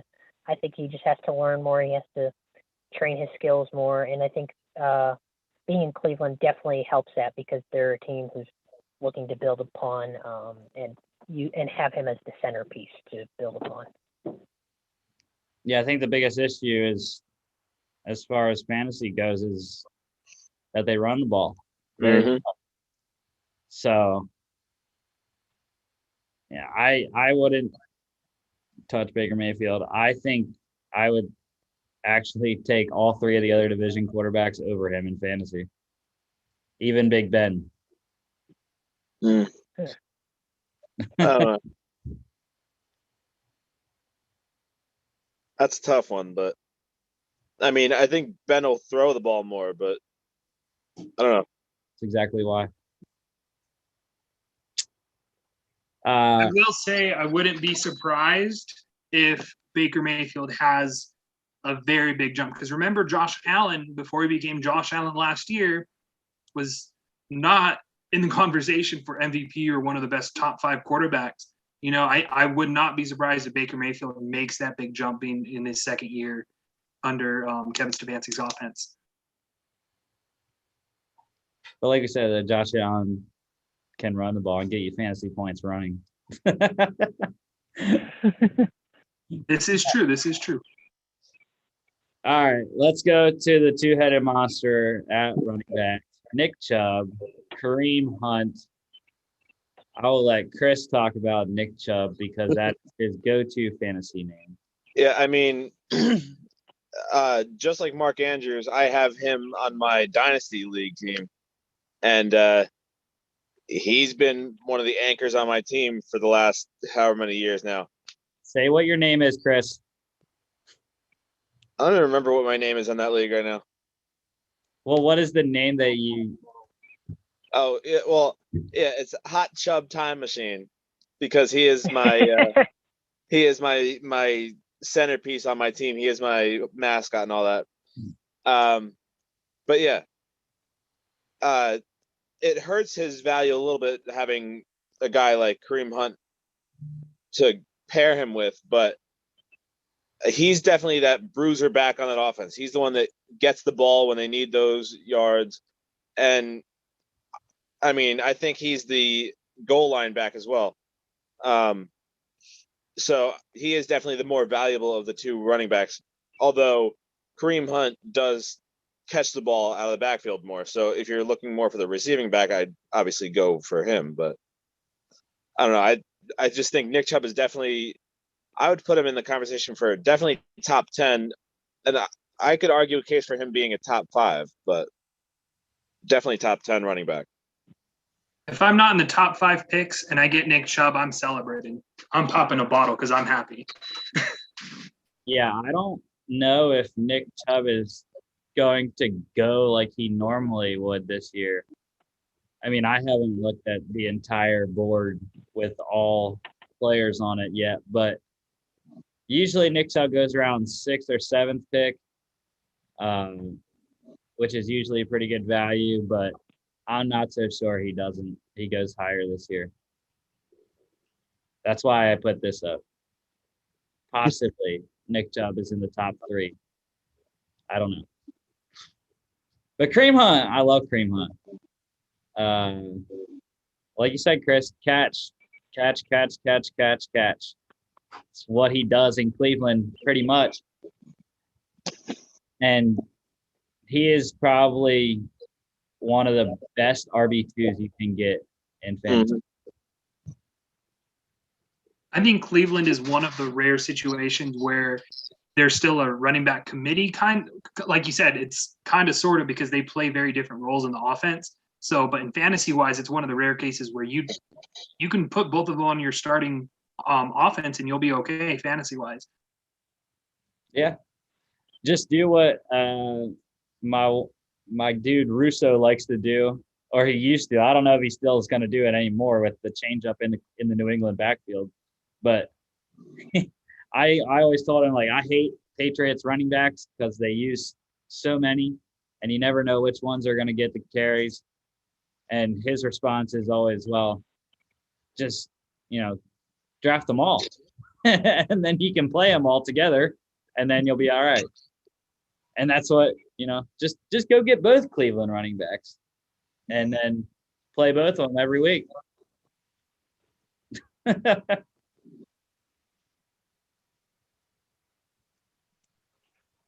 All right. We already kind of talked about Odell.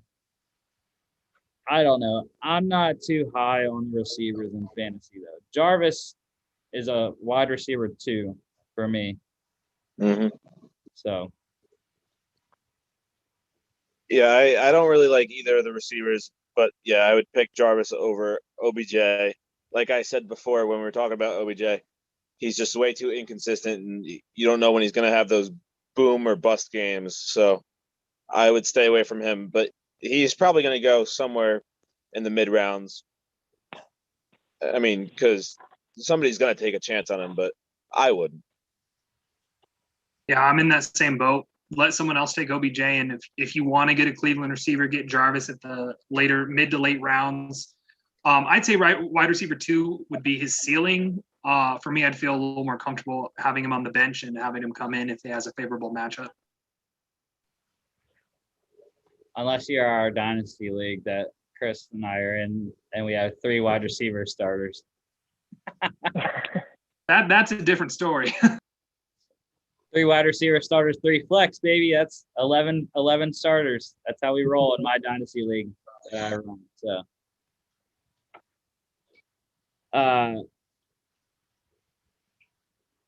tight ends. This is just a jumble in Cleveland for the second straight year because David Njoku is still there. Now, I don't even know why I'm bringing him up, but that is why it's still a jumble because he's still in the mix at the tight end. Austin Hooper is so-so. Didn't have the type of season the Browns thought he would coming over from Atlanta. I don't think they used him as well as they probably could have. Mhm. But there's also second-year guy in Harrison Bryant that took some catches away from Austin Hooper last year as well. So Yeah, I think it's kind of like a tight end by committee, if you can call it that. I wouldn't trust any one of them just because you don't know who's gonna get the ball during the game. Mhm. Yeah, as of right now, I wouldn't touch any of them, but one of them might not be on the team by the start of the season. One of them might be one of the surprise cuts of the of the preseason. So, I mean, until that happens, until there's one less guy there, I wouldn't go near them. But if I had to pick one, it would definitely be Hooper. and Joker's the only guy that would get released. Well, yeah, I know. Brian's I didn't want to out him specifically, but that's who I was basically talking about. Brian's on his rookie contract. Austin Hooper is on that big deal that he signed this offseason. So, And Joker's been on the trade block for it feels like the last 10 years. He hasn't even been in the league for 10 years. So Austin Hooper, though, it wouldn't be a bad thing. I would be okay with him being my backup tight end, though. Mhm. Defense. We're back to the defense for the Browns. So I don't know. If you're gonna take a flyer on the defense as your backup defense, if you carry to. I know a lot of people don't carry to. I usually do if I can swing it. The Browns wouldn't be a terrible backup defense. Yeah, I mean, I agree with that. I would not have them as my primary defense. That's for sure. But I also wouldn't mind having them as my backup defense. Although I don't know. I think they're going to be second, like bottom half of the league in defense, but they're going to be towards the middle of the league, but they're going to be in the bottom half. I think I'm in the minority here. Again, I'm pumping Cleveland up this whole time. I wouldn't, for fantasy wise, I wouldn't put them in that Steelers Ravens tier, but I'm gonna put them just below. And the big reason is because of Myles Garrett. As you were saying, Rusty, earlier with the Steelers, you're gonna draft him solely because of TJ Watt. Like, they have a good defense around him, but TJ Watt's gonna rack you sacks up, right? Same thing with Myles Garrett. And if the secondary can stay healthy and they live up to that potential that I think they have, I think they're top 5 defense also.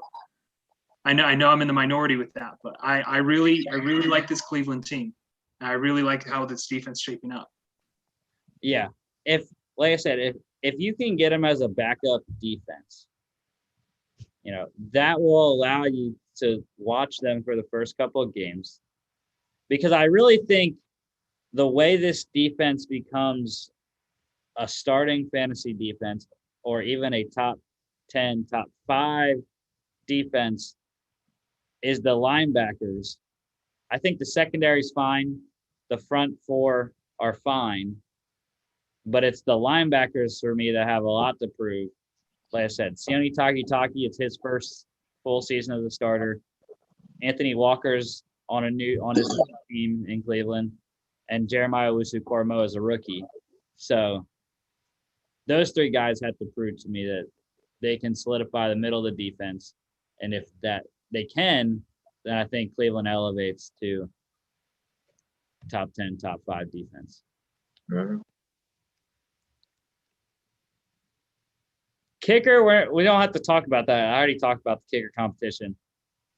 We don't know yet who's the actual starter, so we can't even talk about, projecting what we think about. I do have to say, though, that whoever does win the job, I think that they'd be a solid option just based on the Browns' offense and all that, because I think the Browns are going to be a high-powered offense that might not make it into the end zone all the time, kind of like what we were saying before. So I think that whoever the Browns kicker is will have a lot of opportunities for field goals. And, I mean, as long as it's not somebody that's going to miss a lot, I think they'd be a solid option. I think whoever wins, even though I was hyping up Chase McLaughlin, I wouldn't have either. Even with the Browns being a good offense, I'm not confident in either to start them in fantasy, especially Cody Parkey. Well, yeah. All right, I think we're finally on to the Bengals. So, I don't know if Aaron wants to go first or not. Sure, I'll go. Unfortunately, I'll have to rank the Bengals last just because of the amount of competition right now with the other teams. I'm going to give them an even record altogether. I think it's just the Bengals have been in this weird sort of limbo. I think they've been in this limbo for, oh my gosh, years now, where they've been at that cusp of becoming a good team, but then they've had like a really bad year, and then they just go back down to being sort of bad. I think they're just still trying to figure it out to pretty much, and it doesn't help that you have them competing all the time against the Steelers and the Ravens, and now you have the Browns getting better now, which doesn't help them out, help the Bengals at all right now. So I think really if they have an even record, I think that would be a big plus for them altogether for the whole season. Yeah, I mean, I really do like the Bengals. It's just they're in such a tough division, and I only have them going 1-5 in the division this year, 5-12 overall for me. So, and what did they go last year? Was it 5-11? I think so. So that's a little bit something like that, or like 6-12 or something, or 6-10 or something like that. Half game decrease if they went 5-11 last year. But even though they're playing a fourth place schedule, the teams in the other divisions that they got in fourth place are not the easiest fourth place teams from last year to play. Starting week 1, they have to play the Vikings. That's a loss. Like that's not an easy team to play. They'll beat the Bears in Chicago. I think they can do that. They'll lose in Pittsburgh. Then they have a Thursday nighter against the Jags, and I think Trevor Lawrence gets them. I think that's a loss to the Jags. Loss against the Packers. They beat Jared Goff in Detroit. They lose in Baltimore. Chris, I'm sorry, but they beat the Jets in New York. Joey B against Zach Wilson. Joey B's got it. The reason why, though, is really I think it comes down to the Jets defense. I'm not so sold on the Jets defense just yet. Fair. But that one was a really close one, though. I was thinking of giving them a loss. They do beat Cleveland. That's their one divisional win. I think they can get one of the 2 Browns games. And that brings them into the bye.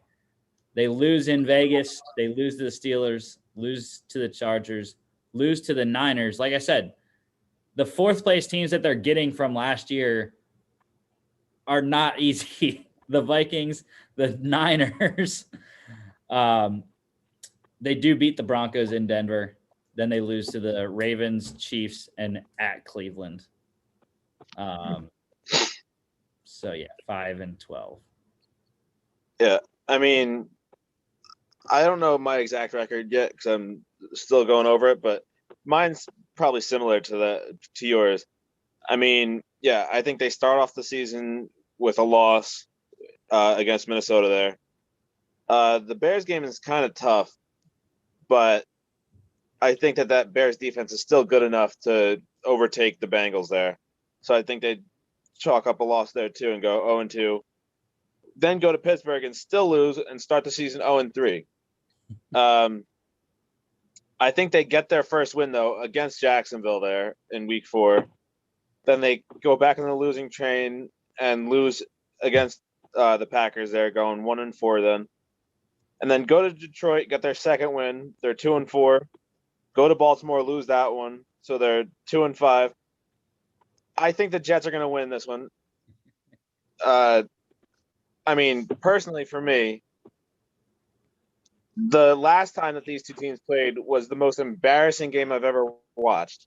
It was the Thanksgiving game from 2 years ago. The Bengals were 0-11. The Jets were whatever record they were.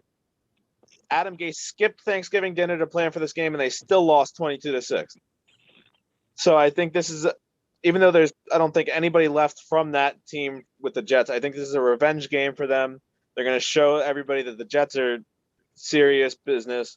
They're going to host the Bengals and kick them out with a win there. Jamison Crowder's still there. Well, yeah, but so I think that the Jets win that one. So that'll drop the Bengals to 2-6 there.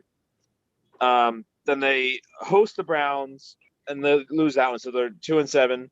Go to Las Vegas. They lose that one. They're 2-8. Lose to the Steelers, lose to the Chargers, lose to the 49ers. And then I think they can finally win against the Broncos there. And then they lose to the Ravens, lose to the Chiefs.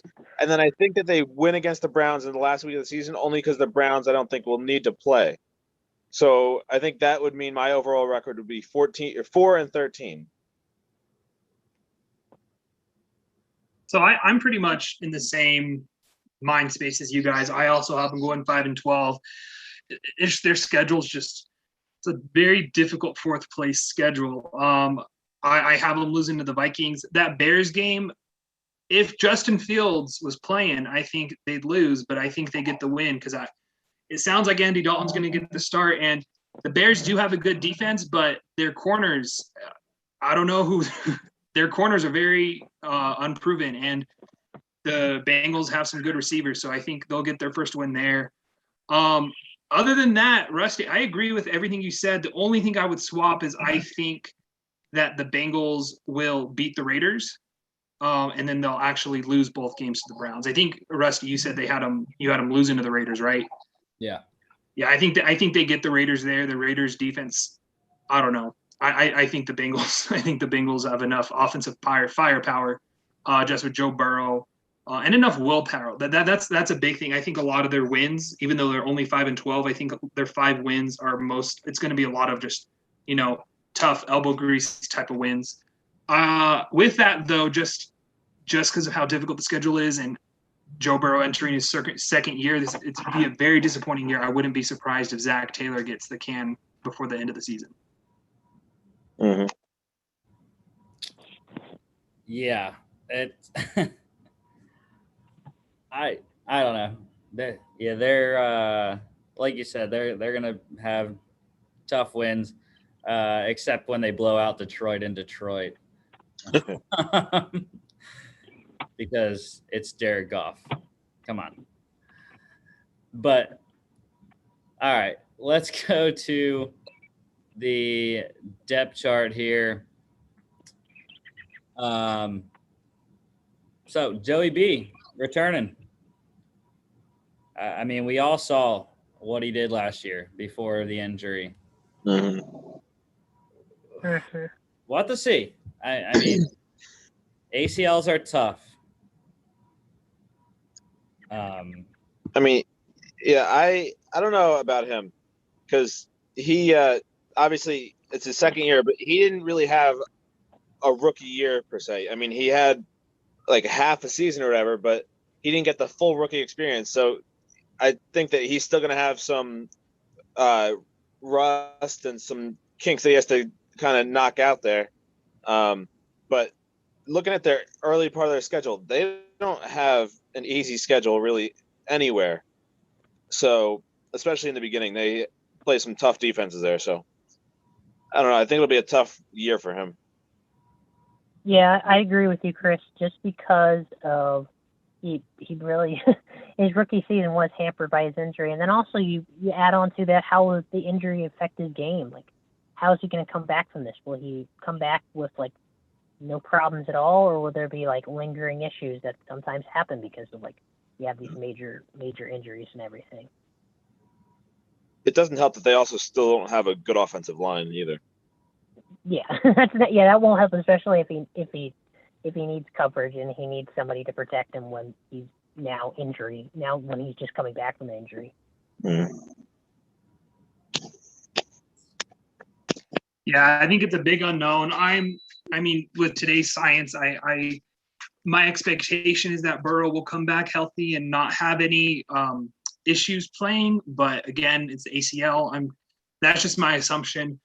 I don't see him as being one of those guys who's going to be playing very with like seeing ghosts kind of thing. Though the offensive line isn't the best, I just think Joe Burrow has the mentality that he wants to eat people alive on this offense. And that's where I think that a lot of their wins are going to be through sheer willpower with Joe Burrow.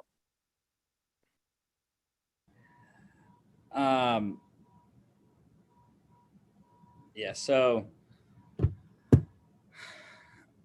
next guy, let's see, who else do we want to talk about here? We got Demaryius Chase coming in, number 5 overall pick. I still am not 100% on that decision to not draft him versus what's his face. Why can I not think of the name right now? Penei Sewell? Yes, Penei Sewell. The thing is, they brought Riley Reef in. They brought Jonah Williams back, after his injury, his rookie year last year, but 2 years ago. But yeah, like I just said, though, I'm not a big fan of their offensive line, regardless of their offseason acquisitions or reacquisitions or whatever you want to call it. But I think Chase will help Burrow, obviously, with them being teammates back at LSU. But we've seen it even in the biggest stage of them all. Without a good offensive line, you're not going to win games. Hopefully, Zach Taylor can implement an offense where they get the ball out quickly. If they can get the ball out quickly, they have the weapons to be a potent offense. But as you guys are saying, I'm going to reiterate that offensive line scares me, and hopefully it doesn't scare Joe Burrow too much.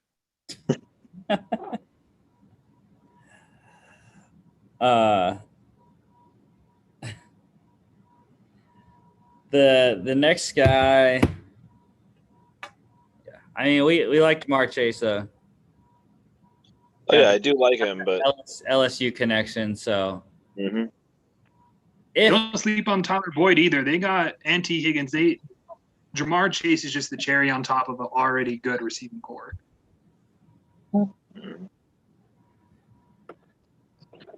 Let's see, Drew. I guess we can talk about Drew Sample, CJ Uzomah. Uzomah coming back from injury last year. Sample now slated as the starting tight end after playing well with Uzomah out. So I guess we don't need to talk about too much right now. We'll talk about more in a little bit when we talk about fantasy, unless y'all have something that's non-fantasy about those two. I haven't seen enough of them really to really have a good opinion on them, but yeah. Yeah, same thing here. And when it comes to what we'll talk about in fantasy, I don't think you're going to want to touch either of these guys just because they're unproven. Drew Sample was more of a blocking tight end. I was kind of surprised that he was drafted in the second round when he was. But I'm glad to see that he's played himself into a starting position. Again, I don't think either of these guys are groundbreakers. I think they'll be more in the run blocking game and relying on the receivers to be pass catching. Going to the offensive line, so got some new faces. Xavier Su'a-Filo, believe he's new. I'm trying to think. I can't wrap my head around where he was. Oh, with the Cowboys last year. So coming over now with the Bengals. Not the greatest guard. I mean, he's serviceable though. Serviceable. Not surprised he's still in the league. Not gonna lie. They also have rookie Jackson Carman playing at the other guard spot this year. And then, like I said before, they brought in Riley Reif from Minnesota to be their starting right tackle. The tackles I'm pretty okay with. Jonah Williams, Riley Reif. That's not terrible. It's the guards and possibly even Trey Hopkins at center. I know there's a lot of people around the league that really like Trey Hopkins as the center there. But I think the biggest issue is the guards and how they shake out. I think Jackson Carman's the way he's going to be able to move to guard, it was going to be a big tell about how this offensive line goes. And I think in drafting him in the second round, the Bengals are really hoping he develops into a starting caliber guard also, because I'm also kind of weary on the guards and on the entire offensive line. Even I know Jonah Williams and Riley Reif on the outside, they've played a lot and they have the experience, but again, there's a reason, like with Riley Reif, there's a reason he's been bouncing back and forth. He's played a lot, but I don't know. You got to question why aren't these teams wanting him back? Well, I know in Minnesota, it was a situation where they just wanted to get younger. And also, I believe Minnesota had cap issues. So that's why they couldn't bring him back in Minnesota. But I think that they have a lot of names as far as depth. And I'm not so sure that Jackson Carman even wins that guard spot or Xavier Su'a-Filo, because they have other guys. Quentin Spain is on this team, who has been really good throughout his career. And they also have the center depth is, I don't know. In my mind, I think it's one of the better trio of centers that they have. Billy Price and Trey Hill, another Georgia guy. I think that's one of the best three centers that you can get as a complete trio at the position. But they also have Michael Jordan at one of the other backup guard spots. They have Hakeem Adeniji, who they drafted as well. Rusty, which offensive line, if you're a quarterback, which offensive line would you want in front of you, the Bengals or the Steelers? The Steelers. There's just more continuity, and the guys that the Steelers have proven more. Even though Chuck Okorafor is switching spots, but I don't know. I think he is probably the weakest, even with two rookie starters on the Steelers. I think that's interesting. I'm not sure which. I feel like you could have an argument for either one, because exactly what you're saying with continuity in Pittsburgh. But Cincinnati, like you said, they have some names, and if Carman can step up and you can get one of those centers to step up, and if Riley Reif plays up, I feel like Cincinnati's offensive line could play out of better than our expectations are. But I don't know. I feel like you can have an argument for either one of those two offensive lines. Well, yeah, and if they do, I'm not so sure that the Bengals don't push for a 7 seed. And I still don't think they make the playoffs, but I don't know. I think, like I said, I'm pretty high on the Bengals, even with the 5-12 prediction. If their offensive line, their defense play well, they win some of those ones that are close. Like, I think, like I said, I have them losing to Jacksonville. So, Jacksonville, the Vegas game, possibly one of the games against Baltimore or Pittsburgh, and then also even the Minnesota game, I think they could take if it shakes out well for the offensive line and the defense. Now, speaking of defense, they totally revamped this defense in Cincinnati this offseason. They got Larry Ogunjobi from the Browns. They got Trey Hendrickson from the Saints. Trey Waynes coming over. Or was that last year? No. That was last year, I think. Was it?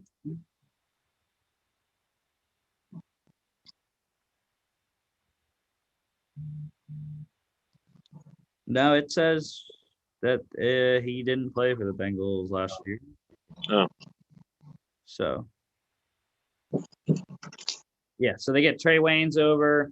They bring in Chidobe Awuzie from the Cowboys, Mike Hilton from the Steelers. They get Eli Apple from the Saints.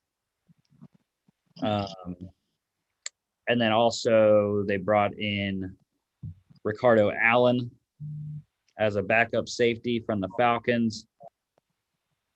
Didn't do too much at the linebacker spot because they have 3 young guys that they're pretty confident in: Logan Wilson, Jermaine Pratt, Akeem Davis-Gaither, who they drafted. They drafted all 3 of those guys within the last 3 years. So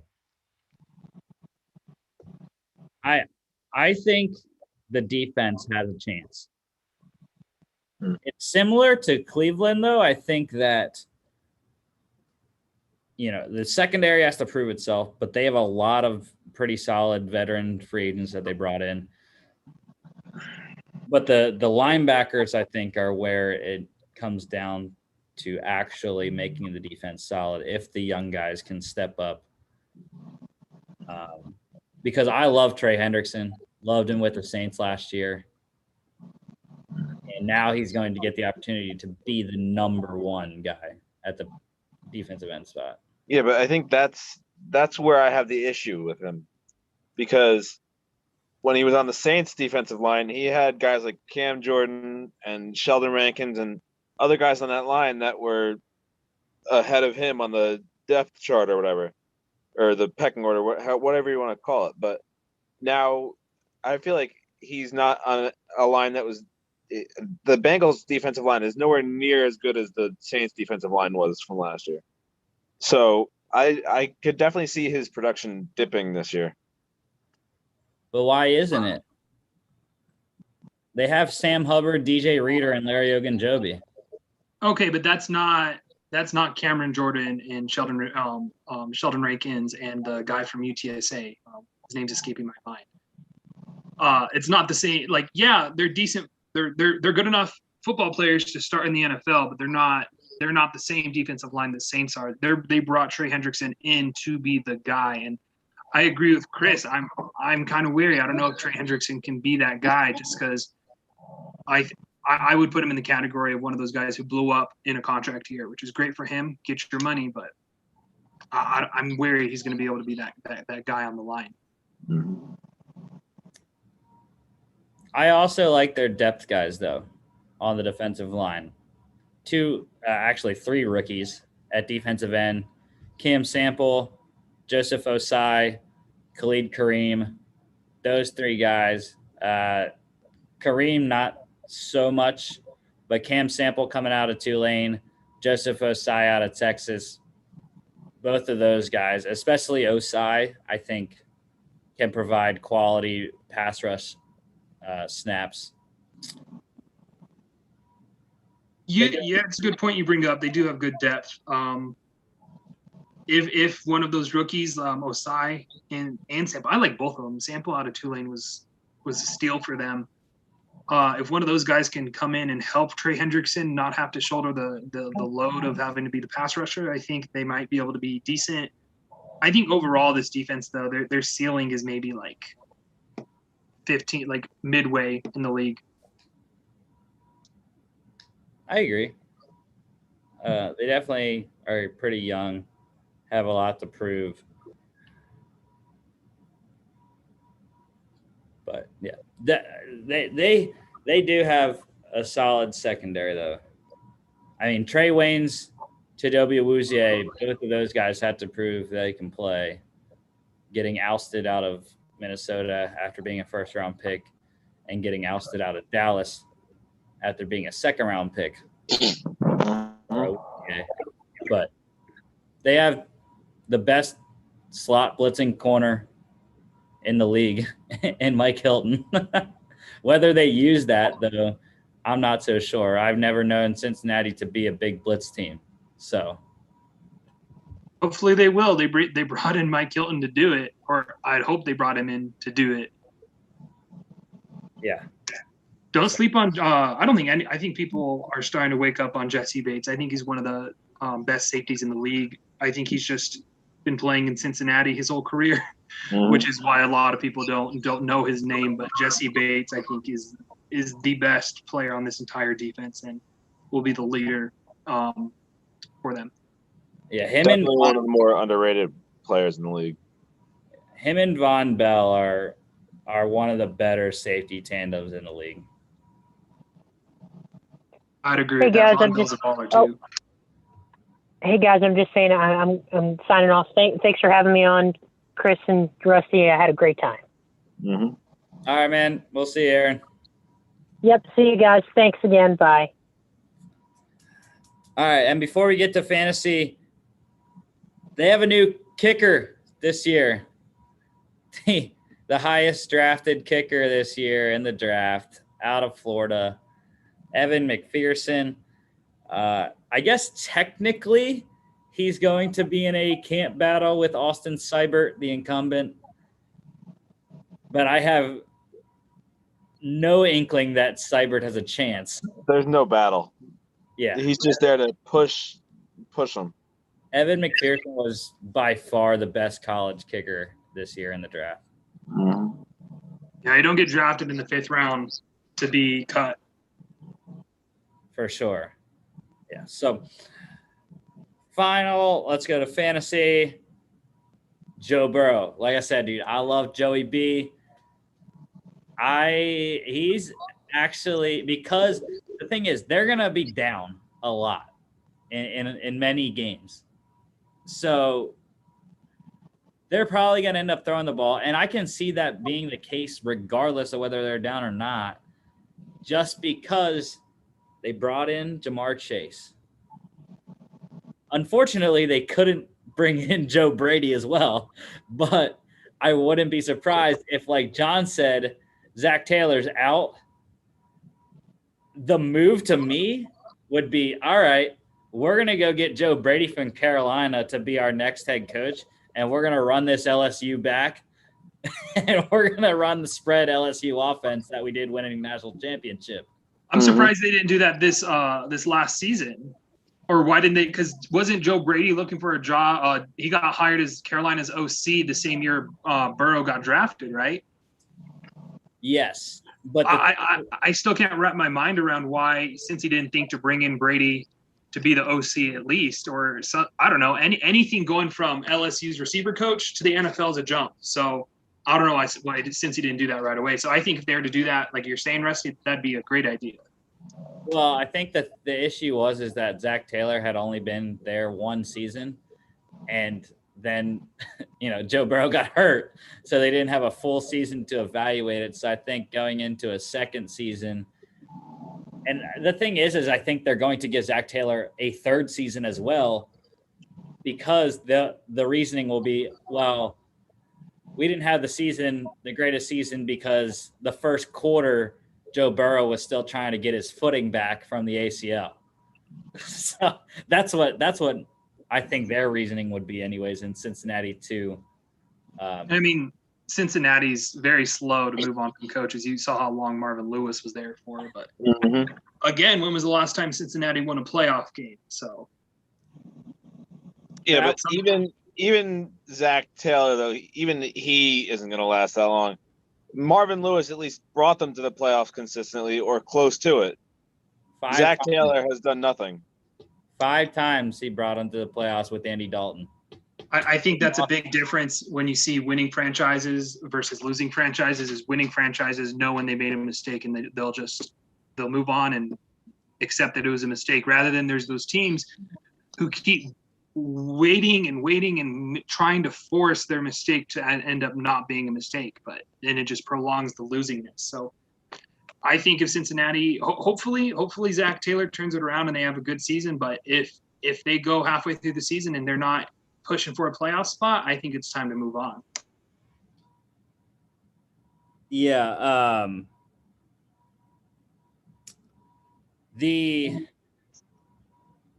Crap, I lost my train of thought.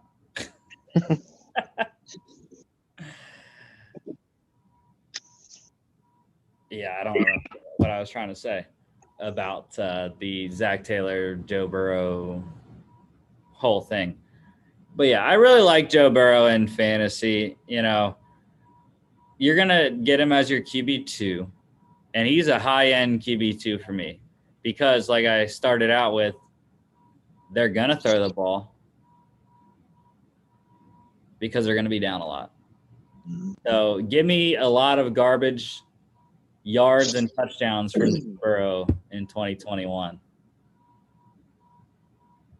See, I'm hesitant to go near him because he is still only a second-year player. Yes, he has the pedigree of a champion and all that from college, and he was obviously the number 1 overall pick for a reason. But he's also now coming off the injury, and I don't know. I don't know if I'd go for him this year. If I did, it would be towards the later round if he slips to me.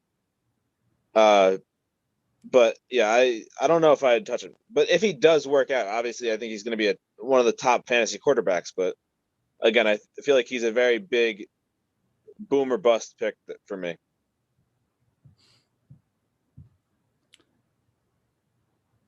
Moving on to running back, Joe Mixon. Finally, he's the actual guy.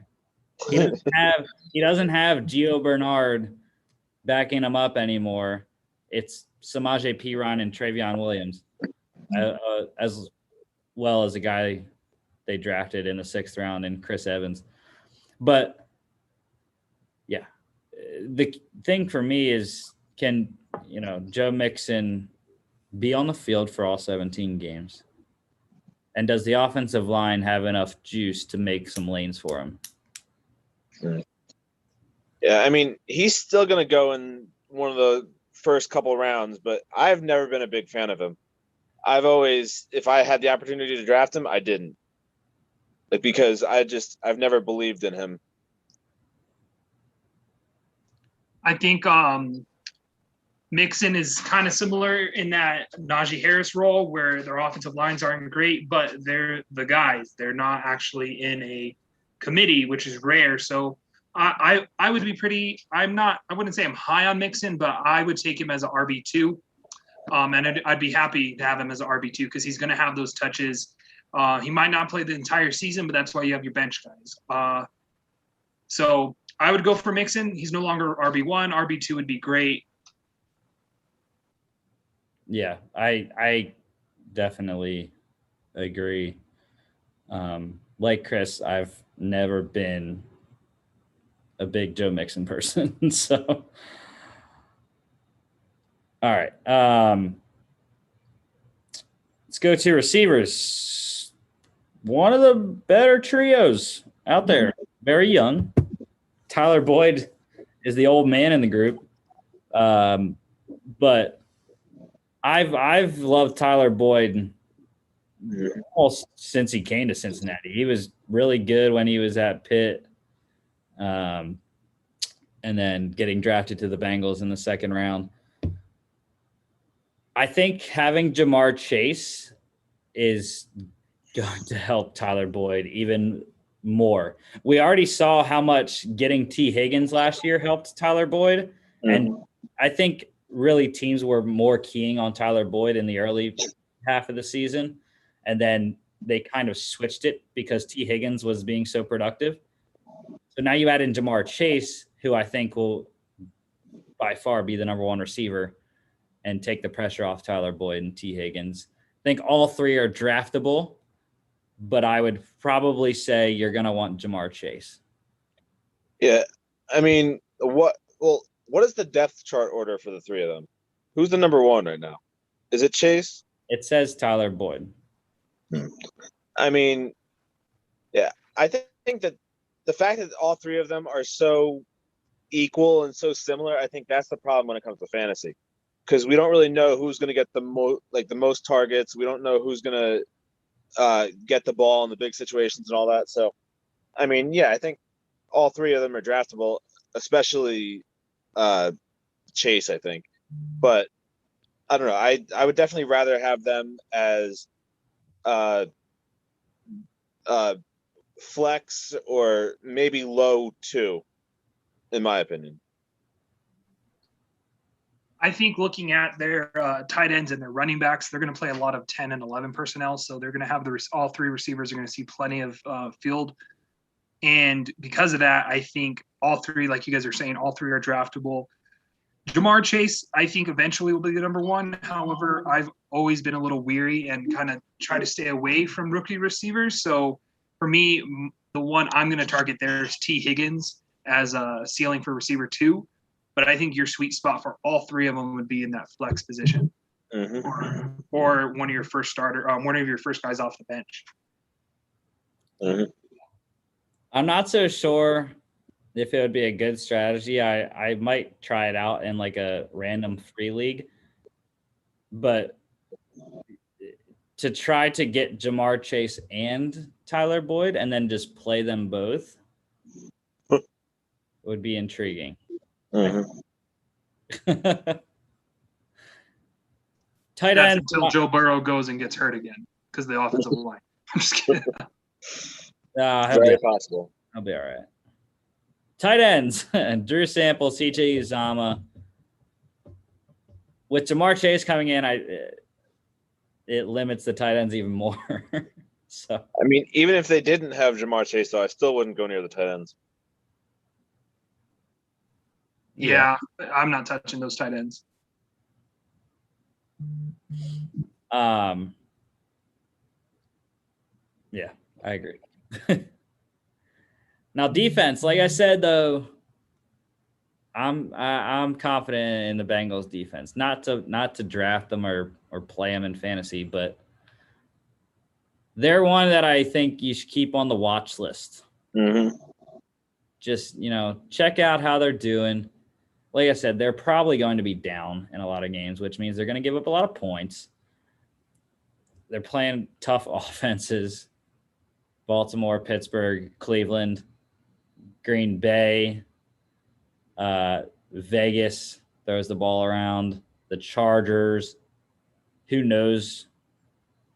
Yeah, I mean, San Francisco has the run game going. I mean, they can be potent as well. Kansas City, it's going to be tough. So, yeah, I'm not interested in this Bengals defense. You guys can watch them. I'm good.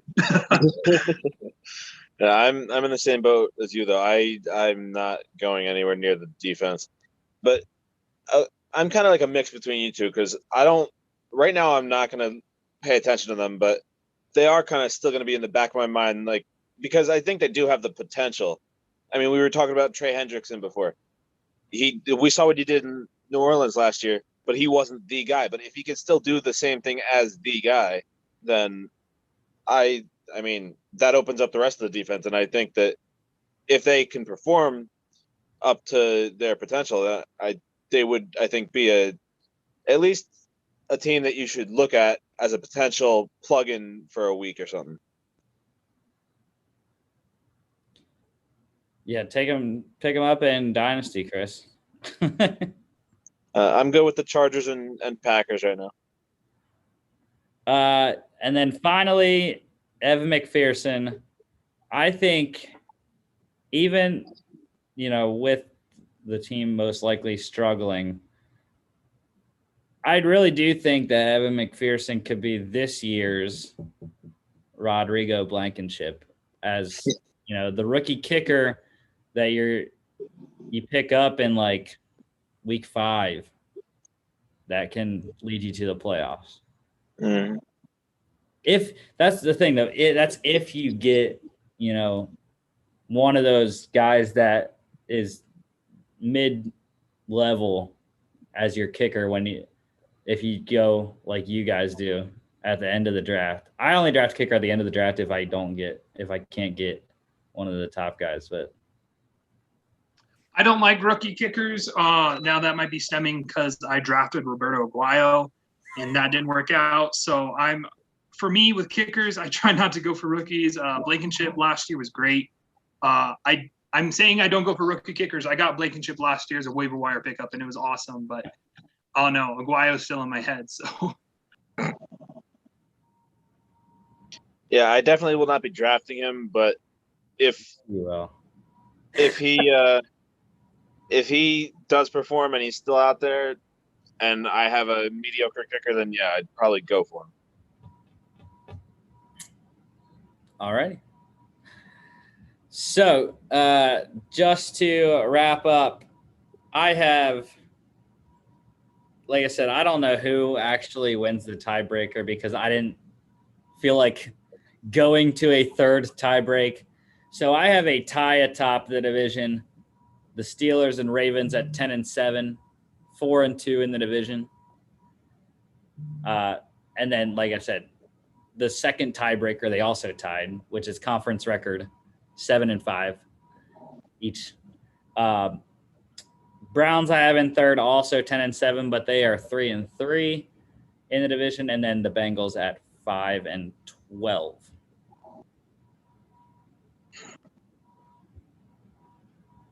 Yeah, I mean, my standings are similar to yours, but I think the Ravens would edge out the Steelers by a game in mine. I think I would have them.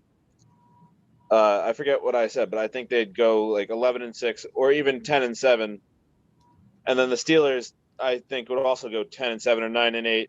And if they tied, though, I think the Ravens would get the tiebreaker, just off the top of my head based on my things. And then the Browns, I'm not as high on the Browns as some people are.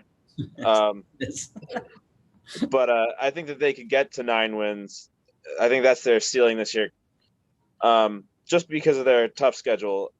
And then the Bengals, I don't think that they really – well, actually, they take a big step backwards in my predictions here, going 4-13. And then as you guys know, I'm very high on the Browns. I think they'll go 13-4, win the division. Baltimore's still going to be competing and getting the wild card at 10-7. I think Pittsburgh takes a big step back at 8-9. On the Steelers, actually, and Rusty, I'm curious your opinion, being a Steelers fan. I'm curious if Steeler fans might want to root for the Steelers to almost do really poorly and try to get the quarterback of their future, unless you trust in Dwayne Haskins. And then lastly, I have Cincinnati going 5-12. Well, the issue is that the 2022 draft class, at least right now, is not that strong at the quarterback position. Last time I knew it was Desmond Ridder was the number one. I mean, that was a while ago, though. I haven't really checked in. I know as of right now, the big ones I'm hearing are a lot of Sam Howell comparisons to Baker Mayfield, and then you got Spencer Rattler. I'm not a Spencer Rattler fan, but you got Spencer Rattler there. Ridder from Cincinnati. But then again, before 2020, no one knew Joe Burrow's name, or at least outside of Ohio State last year. And then last year, no one really knew Trey Lance. So every year you're going to have a quarterback, a young guy, come in and light the college football world on fire. So if I'm the Steelers, a lot of my family are Steeler fans. So thinking about the Steelers, I just hope that they don't do well enough to be put into that little quarterback purgatory where you're not in position to jump up for a quarterback. Or who knows, maybe they'll be in position. We're seeing a lot of quarterbacks looking for trades nowadays. You got Aaron Rodgers, Russell Wilson, Deshaun Watson, big name guys putting their name out there. So it's going to be an interesting after this year. It's going to be interesting what Pittsburgh does, assuming Big Ben does not come back. Well, just for fun, I kind of looked up the way too early 2022 draft, just to see what it would say. And the USA Today one has the Steelers at number 13 picking USC quarterback Keaton Slovis. So Yeah, Keaton's also up there. Yeah, but John, that's why last year I wanted the Steelers to draft Jalen Hurts in the second round because I thought he was a perfect replacement for Ben Roethlisberger. What do you think about Dwayne Haskins? Do you think he's going to be able to shape up? No. I mean, the thing is that, I mean, Dwayne's definitely in a better situation now. It's not so toxic like it was in Washington. Even with Ron Rivera, I still think it wasn't the best situation for Dwayne. And plus, he's away from his home because he was from DC, and that's what one of the biggest factors is why he struggled was because he had all his family and friends there, and it just was not a good situation because he was, I don't know, so comfortable, or if his friends always wanted to go out. He wasn't ready for the lifestyle. But now he's across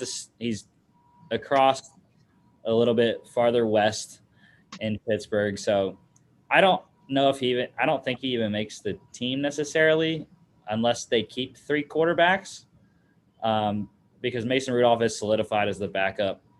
And I believe they're continuing those practice squad rules from last year, correct? Where you could have, I believe it's 16 players with 2 of them being veterans, exceeding that 2-year practice squad limit.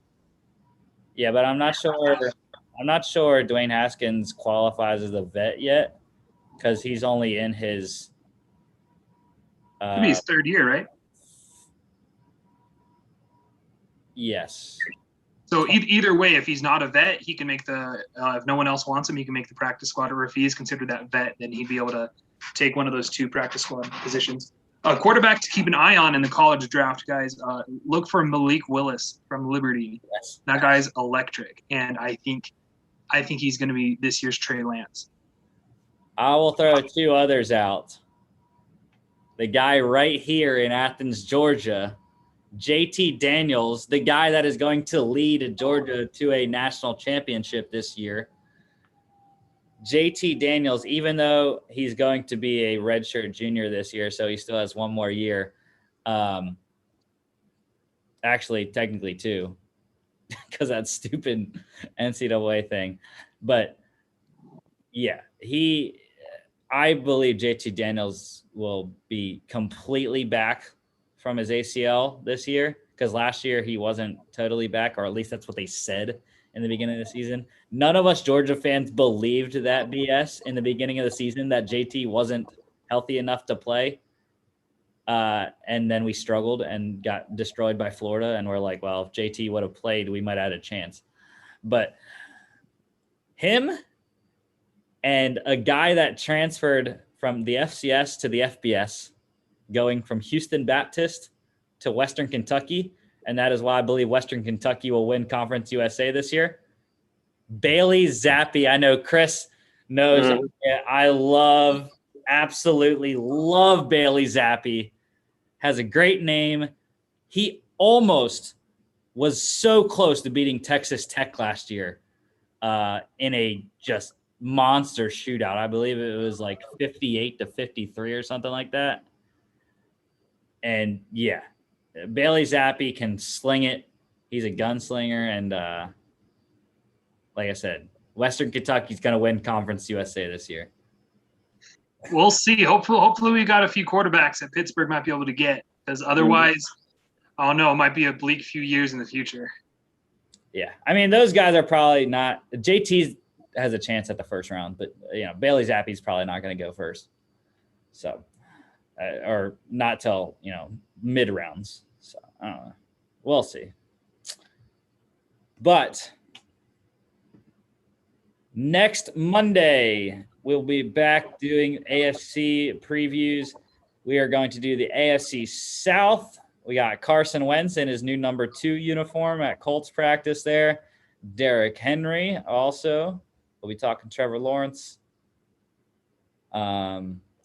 and I can't even name anyone for the Texans because I don't want to. Because they have too many players. But yeah, we'll be doing NFC North on Football Friday this week, and then back AFC South next Monday. Mhm. Come on. So that is the show for today, everyone. Thank y'all for listening. Don't forget to follow us here on YouTube and also Facebook, as well as on our social media at FAA Podcast and FAApodcast.com. Before we go, who y'all got tonight? Clippers, Suns. It's an elimination game. Let's go Suns all the way. I think the Suns are going to be really hard to beat, but just being that it's the Clippers and it's an elimination game, I think they show up and they still lose. I got Phoenix also. Yeah, well, Zubac is out. Zubac is out for LA, so I think that helps DeAndre Ayton. He's going to score a lot more because Zubac is out in the middle for the Clips. I have DeAndre Ayton first basket. Pray for me, guys. I really need it after the BS that went down in the France game. So hopefully DeAndre can score the first basket tonight. We'll see. He had a monster game 2 days ago, so hopefully. Like I said, thank y'all, and we will see you on